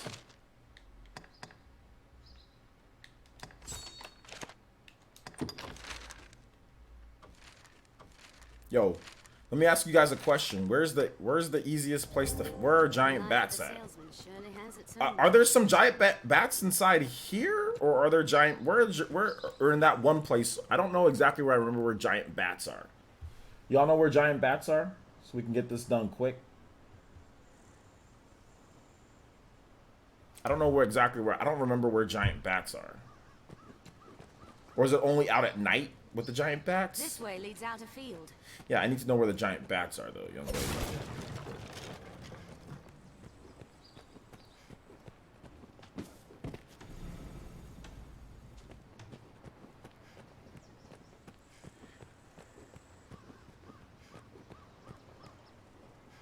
I know, but where are giant bats at? Alright, I don't think you guys know where giant bats are, so that's okay. We'll get a different quest.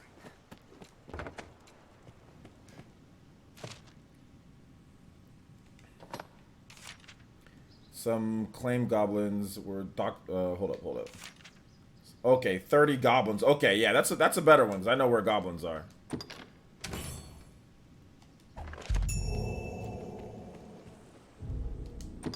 I wish they just told you what area they were in at least.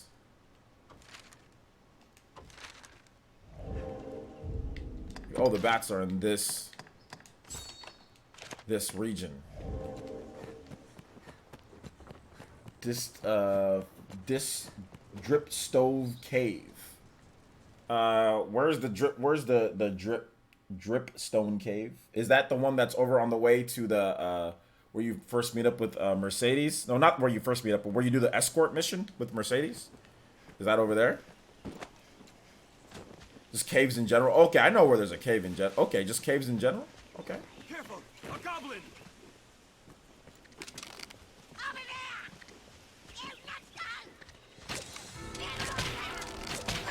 I will protect you.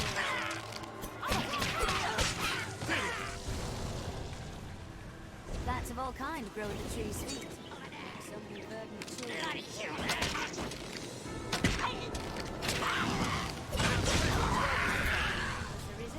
Who knows what lies in wait? Let's proceed with caution.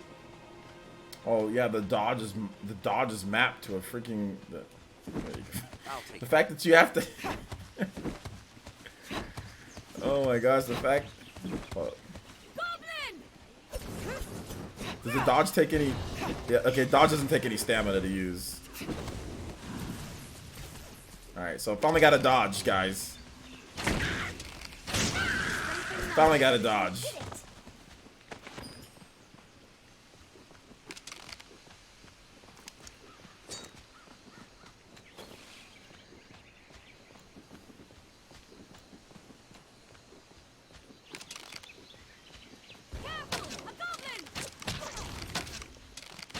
Dude, come on. Hit it, hit him. Roots of this sort of tree earth yield useful herbs and other plants. We have triumphed. See full bend.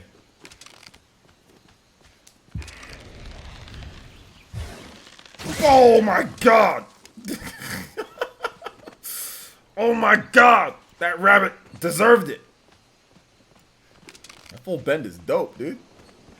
Let's go. Dude, this game is freaking amazing. This game is so dope. It just gets better and better. Yo, the sprint! Yo, the sprint! Look at that! Bro! Like, got that Usain Bolt. Put your Nikes on. Let's go. Look. Woo! Woo! We out here. We out here, bro. Woo, we out here. Put them Nikes up. The double jump. Yo, hold up. Hold up. Woo! Yeah, we out here. Treasure, perhaps? Oh my gosh, that's so cool. That's so cool. Why you gotta level up a double, like a double jump? Hold up. Hold up, hold up, hold up. Hold up, hold up here. Hold up. I tried to do like dodge, sprint. Woo! We out here. I told him we out here in Dragon's Dogma, bro. That triple flip. Yo, you see that triple flip, Phil? Bro, I told you we out here in Dragon's Dogma. Whew. Got that Usain Bolt run, dude. Let's go. All right, boys. Let's go. Let's go this way. As a consequence, the Grant's sea routes have been ill-developed. Hold up. You doing the Legend of Zelda? I think it's just faster than just walking normal. Yeah. And you recover stamina. This game makes no sense. Dude, you can freaking dodge roll, and that uses no stamina. But when you sprint, that uses stamina. Barely uses, when you sprint normally, that uses just as much stamina as like quick sprinting. This game's crazy. Uh-oh.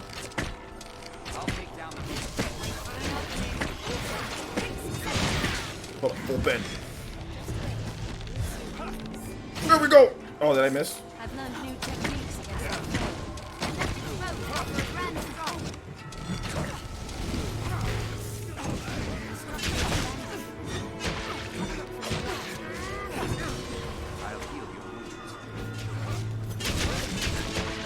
Oh, whoa, whoa, it can go right through my attack.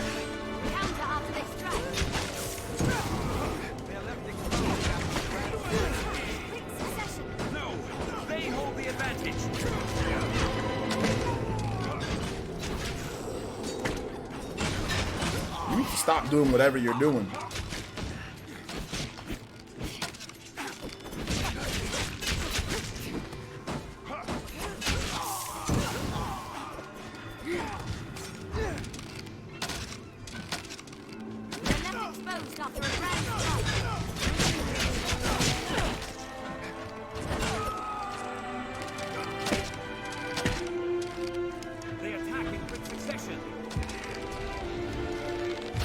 Oh, I missed. Just shoot you in your butt when you run away. You run, but you can't hide.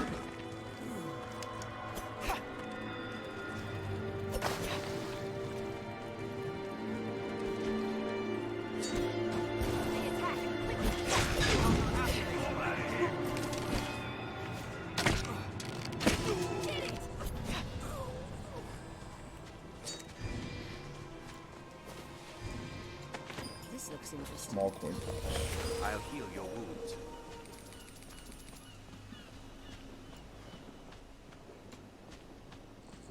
Next game could be Dragon's Dogma 2. It could be. That'd be dope. Seems to say it. Perhaps there's aught left we might have use of.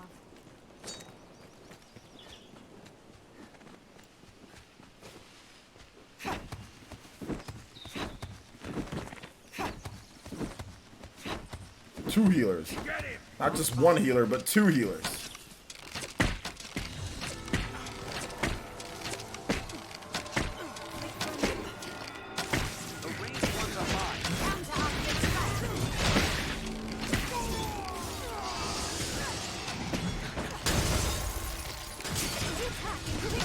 So you got body. Just wait.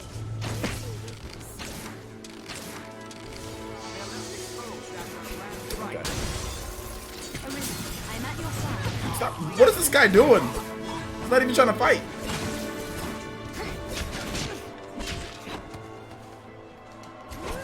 The attack in quick succession.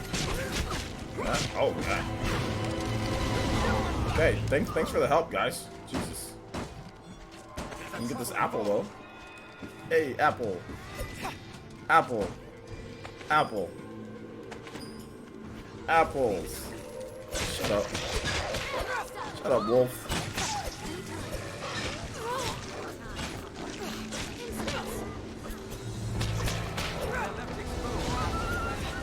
Fireworks well. I've learned new techniques against them. The attack in quick succession. Oh, that's my own. Never mind. Counter after they strike. Your body, son.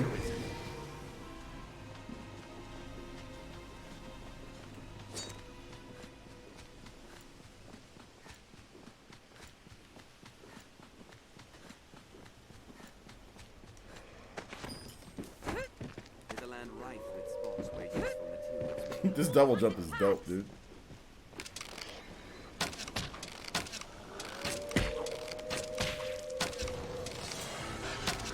And there hit them. Stop! No!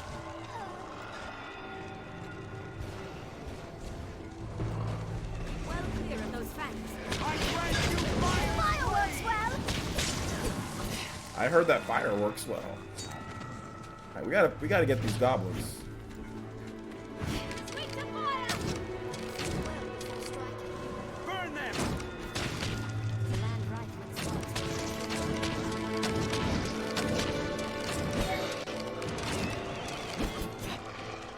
I'll keep watch.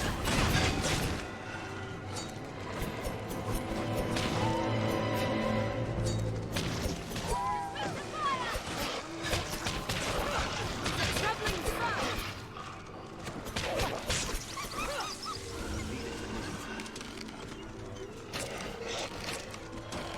Well clear of the fangs. Take my fire!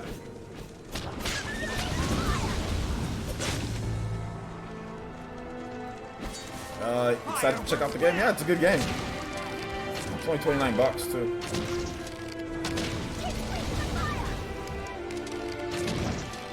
Arisen, I am at your side. I grant you fire's blade! Watch Thank their you. behavior and take particular. Thank you, sir. Be monsters about it. Alright, let's go get some more goblins. Oh, we probably should have taken the We could be ambushed. Stay alert. if I go into the encampment and go back out, do the goblins reappear? That's just a faster way of doing it than running all the way like over here. I'd rather just do it that way. So I think I'll probably just do that.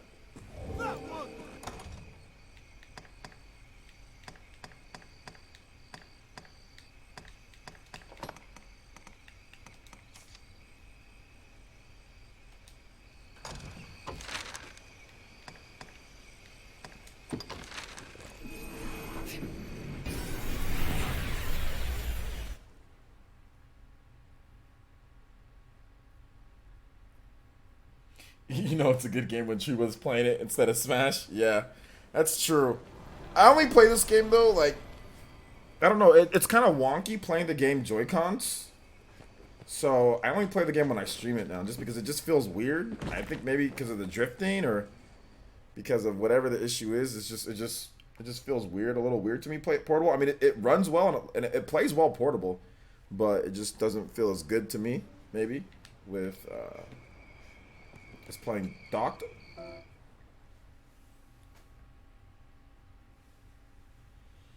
Man, I don't need to skip leg day. I can already double jump, and I can dodge roll, bro, and I can sprint. Not even the saltiest fishermen venture far from shore, I hear. Will I enjoy it portable? Is your Joy-Cons faulty? I don't know. I don't think so. But I don't know. It just feels a little weird. Maybe I'm not. I think it's only when I use these Joy-Cons that I have. If I use my other Joy-Cons, it doesn't do that. So maybe it's just because of my left Joy-Con with one of them. Because it doesn't always do that though. Depending on what Joy-Cons I use, it just sometimes it feels better than other times. Wait, so like, do the enemies not they don't respawn? I need to know where the goblins just respawn. They don't respawn if I go in and out of the place. They don't respawn. How long does it take for them to respawn? Or maybe I should go sleep at the inn or something like that. Maybe that's what will happen if I go sleep at the inn, or if I go sleep and then come back. Respawn after 24 hours. Okay. 24 hours in actual game time, of course. Not actual time. That double jump gets me no height. Here's your hometown, is it not, Arisen?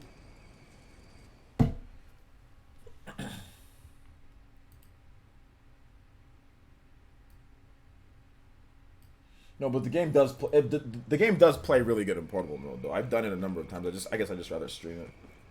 Yeah, sleep until morning. Exactly. I'm just gonna sleep until morning. I'll just be back.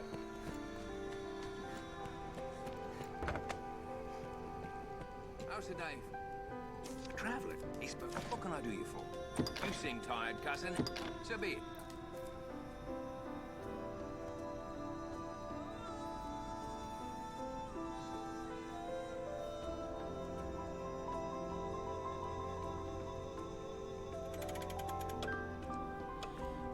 Also, shout outs to, I think it's Ezekiel Marquez with the subscription. Thank you so much, Ezekiel. Appreciate that. Welcome to the village, homie. Appreciate that. Just missed that one.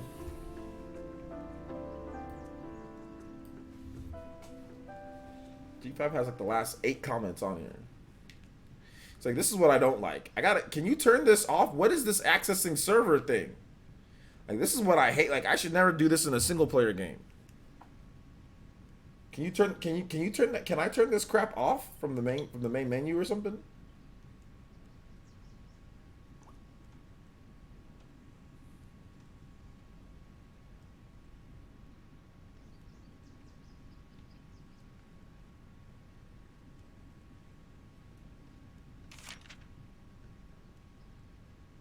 When you're connected online, your main pawn's attributes will be uploaded every time you rest at an inn.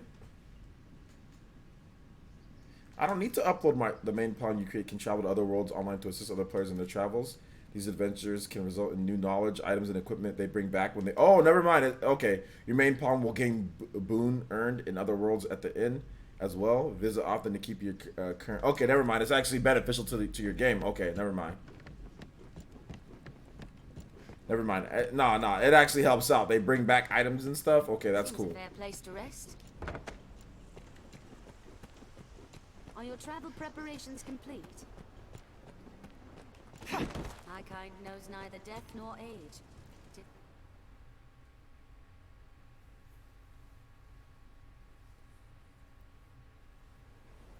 That's actually pretty cool. That's pretty cool. Like, I didn't know about the whole bringing back items and all that. I didn't know about all that. I just want that Travis Strikes Again pawn. That's all I want.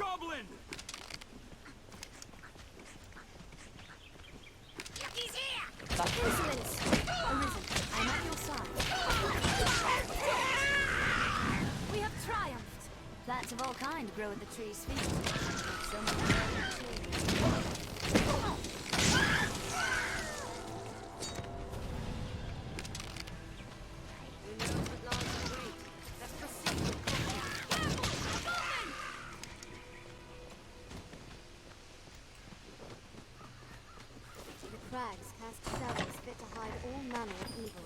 Yo, Sakura, you see Sakura? She can't. They would be long. Woo! Long jump over this. Let's go.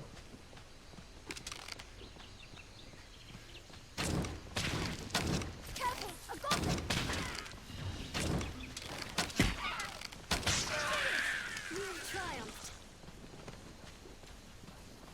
Yo, what's up, Aron? This sort of tree oft yield useful herbs and other plants.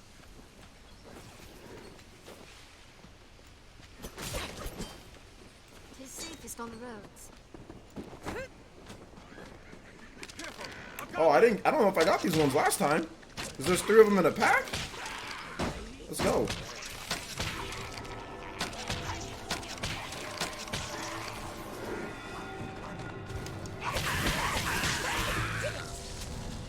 Woo. We have triumphed. The shadows fall in peace. Stay watchful. Shut I up, wonder Rook. what's Get out of my inside. way.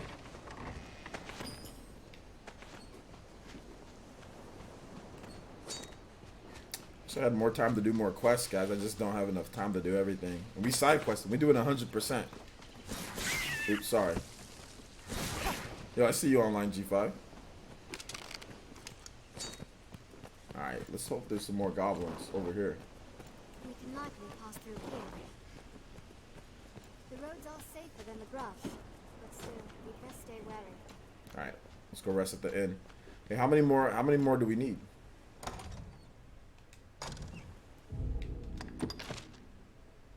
Okay, we still got it. Okay, we'll finish out with this thing. We still got a bit more. Not even the slightest vision of bitch. I'm sure I hear.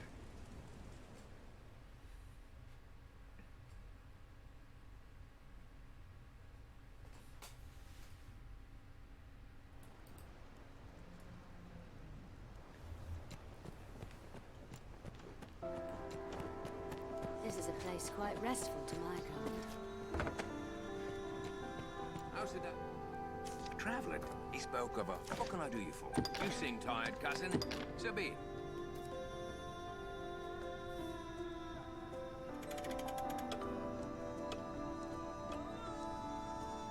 I'll do this accessing. I wish this accessing server thing loaded quicker though.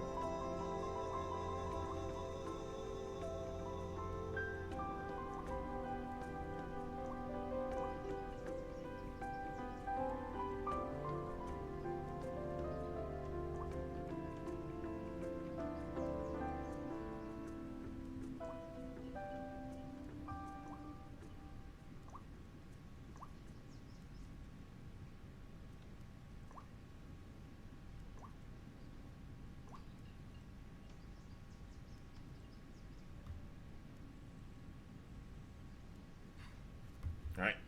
Seems a fair place to rest. Yeah, I already saw that, my boy. Ubacor. Follow me on Twitter, and you would have already known that I retweeted it and I talked about it. I also had a PE live where I talked about it, where I said Bloodstained ritual the night dated. Yeah, I already knew. Or I already know. Why not avail yourself of the inn to rest a while, Louisa? I do this for a living, baby. So yeah, I know.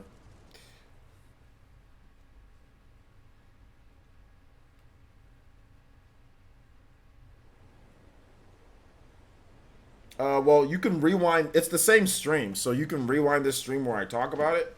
And like I said, just follow me on Twitter. If you follow me on Twitter, then you'll know what I talk about. And if you're interested in what I have to say or stuff like that, then follow me on Twitter, and you'll be, oh yeah, OJ knows about it. He's gonna talk about it, in a PE live. Yeah, my Twitter link is in the description below. You a new subscriber? All right, no, it's all good. It's all good. No problem. Just explaining how things go around here. So yeah, man. Hit me up on Twitter, and you'll know what I'm tweeting out and what I think, and if you find some information or something and you think I haven't covered it yet, yeah, feel free to tweet at me.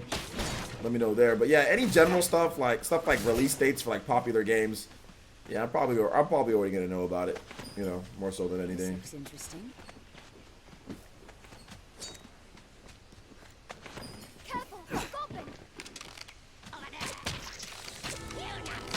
But thanks for coming out to the stream and letting me know, keeping the lookout. I appreciate that. Did it!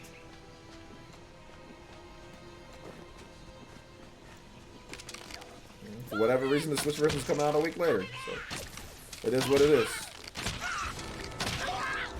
If you can't wait a week, then buy the PS4, Xbox One, or PC version. Often useful herbs. Strengthen members of the Fire's blaze!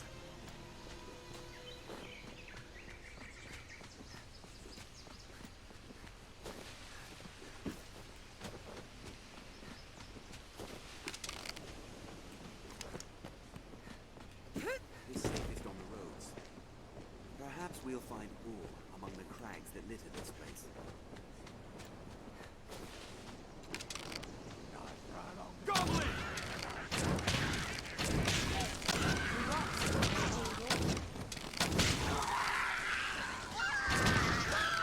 Why are you screaming instead of defending yourself? Oh man, he got stuck in the face. Hunk of board. The shadows crawl with fiends. Stay watchful.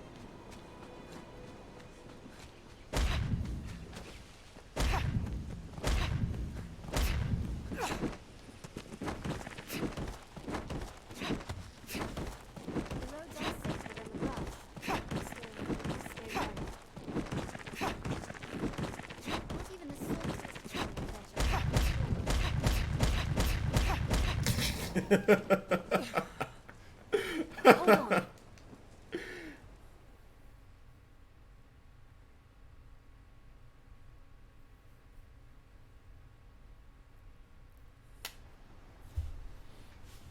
Hey, but Ubascore, thank you for subscribing though, man. I appreciate your subscription, homie.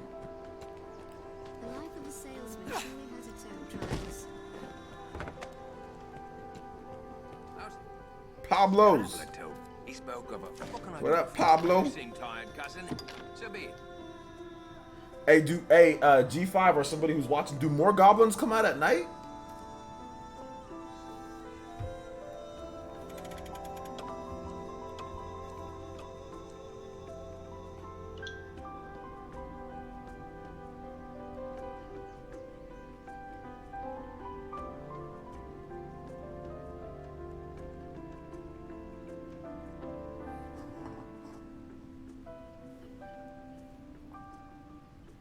DMV area? What the hell is the DMV area? I'm from California. Seems a fair place to What rest. the hell is DMV area? The DMV, like the DMV at the freaking, like when you go to the, when you gotta get like your car registration? Is that DMV? That's the only DMV that I know of, and I hate that place. DC, Maryland, and Virginia? Nah, man, I'm not an East Coast guy. My sister went to school in Maryland, though. She went to the University of Maryland, the Terrapins. That's the only tie that I have to the East Coast. Like, well, not to the East Coast, but to that area. Is my sister went to school there. That was it. I'm not an East Coast person, though. All right, there's more goblins out at night, guys. Strength in numbers, arisen. Careful, a goblin! Oh, yo. All right, we're gonna come back at night.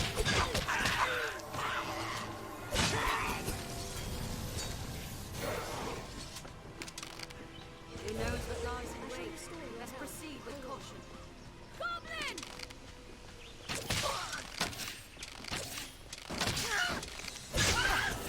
We have triumphed.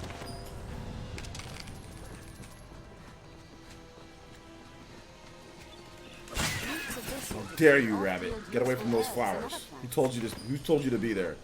What's this?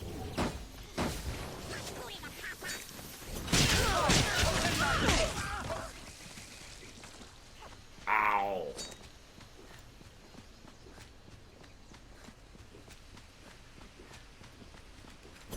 Rabbit. A rabbit dropped a bag that's way bigger than him. It's safest on the roads. Perhaps we'll find ore among the crags that litter this place. The rocks here may hold ore. Careful, a goblin!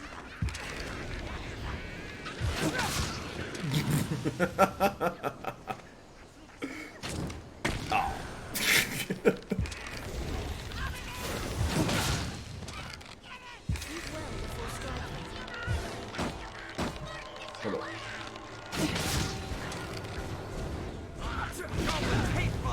Goblins in line, fire! Did it!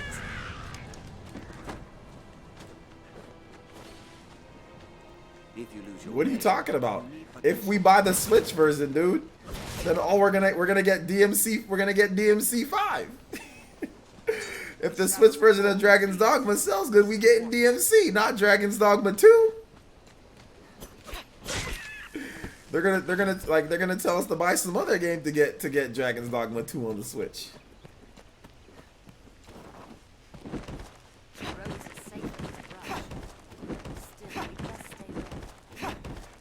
Bro, I'm going off of what they said, dude. We share the village with It's not even about why not both. I mean, you talking about, oh, well, buy this, we get dragons. They didn't say that.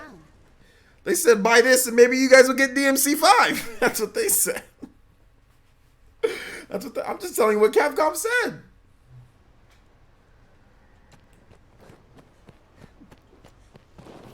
The life of a salesman surely has its own trials. How's it? A traveller too. What can I do you for? You seem tired, cut. So be it.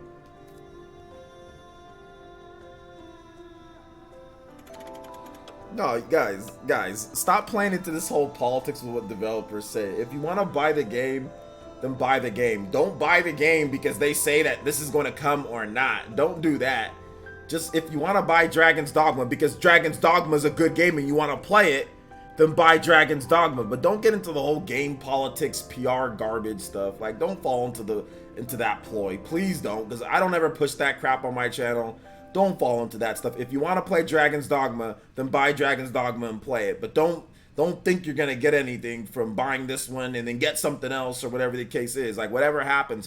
But don't get yourself caught up into that. Buy Dragon's Dogma if you think it's a good game and you want to play it. That's the reason why I bought Dragon's Dogma, is because it's a good game, not because they said, oh well, we can get DMC5. Like, don't believe all this garbage PR stuff that and like I say this when developers say that stuff. I said, guys, don't be buying into this stuff. Just if you want to play Dragon's Dogma, then buy the game to play Dragon's Dogma. If you don't want to play it, then don't play it. Don't buy it because of the hope or praying that we're gonna get some type of that's nonsense. Just if you want to buy the game, then buy the game to play it. But don't get into it like, well, I'm gonna buy this so I can get this. That's stupid. That's not something that you guys should care about. If the game is destined to sell good, then it'll sell good. If it's not, then it's not. Plain and simple. There's no need to sit there and play PR Olympics with these people. If it comes, it comes. It was meant to be. People will buy the game that they want to buy.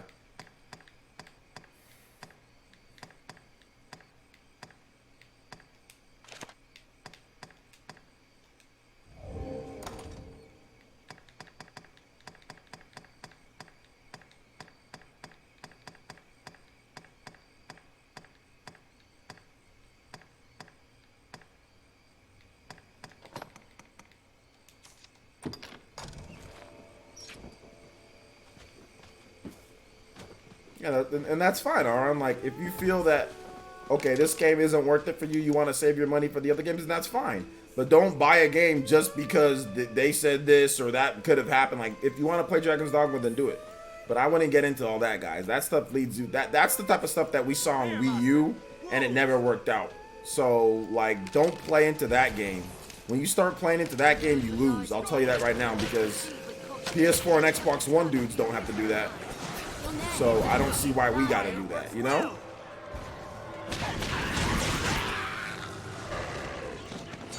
No, I'm good with the loaning the pawns though, guys. I'm good with that. I'm good.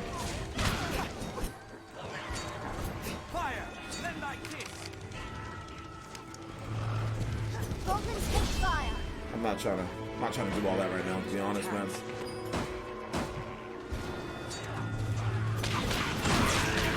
Thank you for the offer, though. I appreciate it.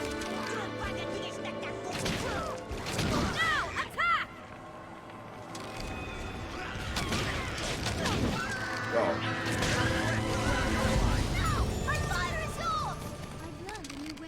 Of what? Look, those tracks. Seems there's more than monsters lives in this wood. Careful! A goblin! Where's the goblin at? This sort of tree oft yield useful Oh, okay. herbs. You're already not interested in the game. Okay, cool. That's no problem with that. I think enough people are buying. To be honest, I think at the 29 price range, and how a lot of people didn't play the game originally, this game's gonna do well enough.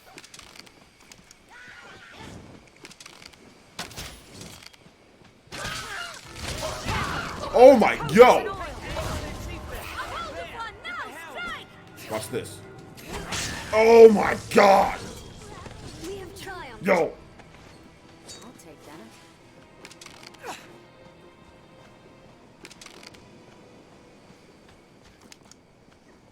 Oh, there's a bunch of goblins. Okay, during the day they're usually here. They're not here no more.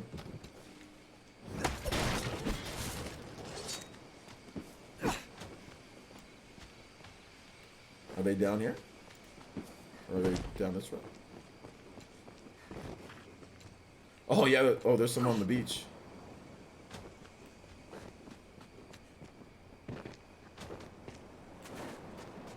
The lay of the land Endeavor defies to be ever conventional calm travel. in battle. Let us Bide climb your and leap time, as we must. then strike. Perhaps you'll find tools might Goblin! Seems interesting. Oh, there's a whole bunch of them here.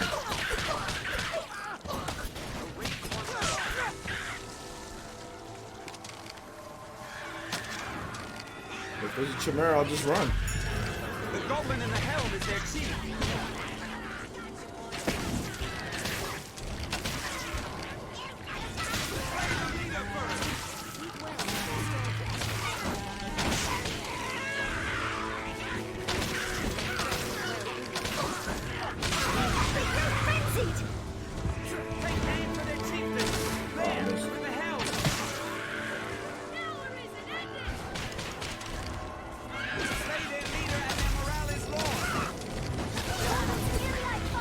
Strength in numbers arisen.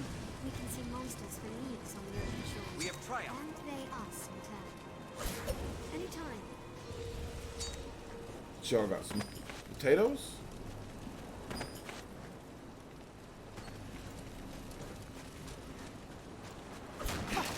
They got body. Tower in the distance. The view extends for leagues along the shore. This looks interesting.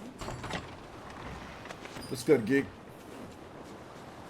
All right, it's 5:02, guys. I'm gonna go save, and then I gotta get the PE podcast ready for tonight. Take care, Arisen. I gotta build my stamina for doing these all day streams, man. I really do. I'm gonna be working on that, guys, because like I don't really have the stamina right now to be streaming like this. But trust me, I'll get the stamina to go straight from PE live to go into gameplay. So we're gonna start getting streams where they last like longer hours, at least minimum of like 4 or 5 hour streams during the day, minimum. At least a few days out of the week. So I'll build my stamina on that. This was my first time actually doing this where I connect the stream like this. Or no, did I do that? When did I do that? Did I do that at some other point? But either way, this is my first time and I don't actually feel too bad. What the? Can anyone hear me? Coming up. Okay. I'm gonna have to save it right here. Then we'll pick up from right here where this guy is after we're done. Yeah, the birthday stream, I did do that, but that's a different case, though. The birthday stream's a little bit of a different case because that was like a special stream. I was sitting there drinking I drank like 12 of these throughout the day. I was like eating energy bars. Like that was a whole different type of thing. And yeah, by the way, that sucked. Oh my gosh, I was exhausted. After I was done with the Spawncast, I literally fell asleep in a second. Like I instantly fell asleep and I slept for about a good 13 or 14 hours. I knocked out and did not wake. I was out. I didn't even dream. I always dream. I'm a very vivid dreamer. Like I know that I'm asleep. It's a lucid dream, right? I know that I'm asleep. I know that I'm dreaming. I think about content that I'm going to do while I'm sleeping. I'm literally up thinking, okay, here's what I'm going to do in the morning. Okay, here's what I'm going to do. Hey, I'm probably going to wake up in about this amount of time. Like, I still get my sleep, but like I know when I'm sleeping, you know, like a lot of times, not the whole time that I'm sleeping, but a lot of the time when I'm sleeping, I know exactly that I'm sleeping. If I'm a dreaming, if I'm flying, or if I'm like, I don't know, like slashing somebody, like doing like sort of stuff, I know that I'm just doing it for fun. I have control of my dreams for the most part. Most of the time I do. But like that night, I fell asleep and didn't remember anything. I fell asleep and then woke up like 13 hours later, which I have not done since I started doing Player Essence full time. I have not done that, so it was crazy. All right, so let's see here. Yeah, it was glorious sleep, dude. It was glorious sleep. I just fell asleep and did like a brick. Did not wake up until 13 hours later. I was just like, whoa, that was the most intense, most boring sleep that I've ever had, but it was great. It was great to have that. All right, guys, I'll be back in about an hour for the PE podcast. This whole stream will be up live, so you can watch both. I'll title it PE Live plus Dragon's Dogma stream, and so yeah, there you go. This is what we're going to do going forward because I'm putting out too many notifications for you guys. I want to reduce the amount of notifications. and I want to increase the stream time. So, and I want to build my stamina for streaming. So like consecutive streaming, because 2 hours was usually my limit. But now, I mean, what did I do? I did like a 5-hour stream or 4-hour stream. Oh, actually, no, it was 3 hours and 35 minutes. But we're only stopping because of the PE podcast. Otherwise, I'd go longer. So anyway, all right, guys, thank you so much for watching. I do appreciate it. I'll have the post up for the PE podcast in about 30 minutes or so. And we'll see you guys back here in just a bit. All right, guys, PE podcast starts in about an hour. A little bit less than an hour, we'll start up. All right, guys? All right, we'll see you guys for the next one. Peace.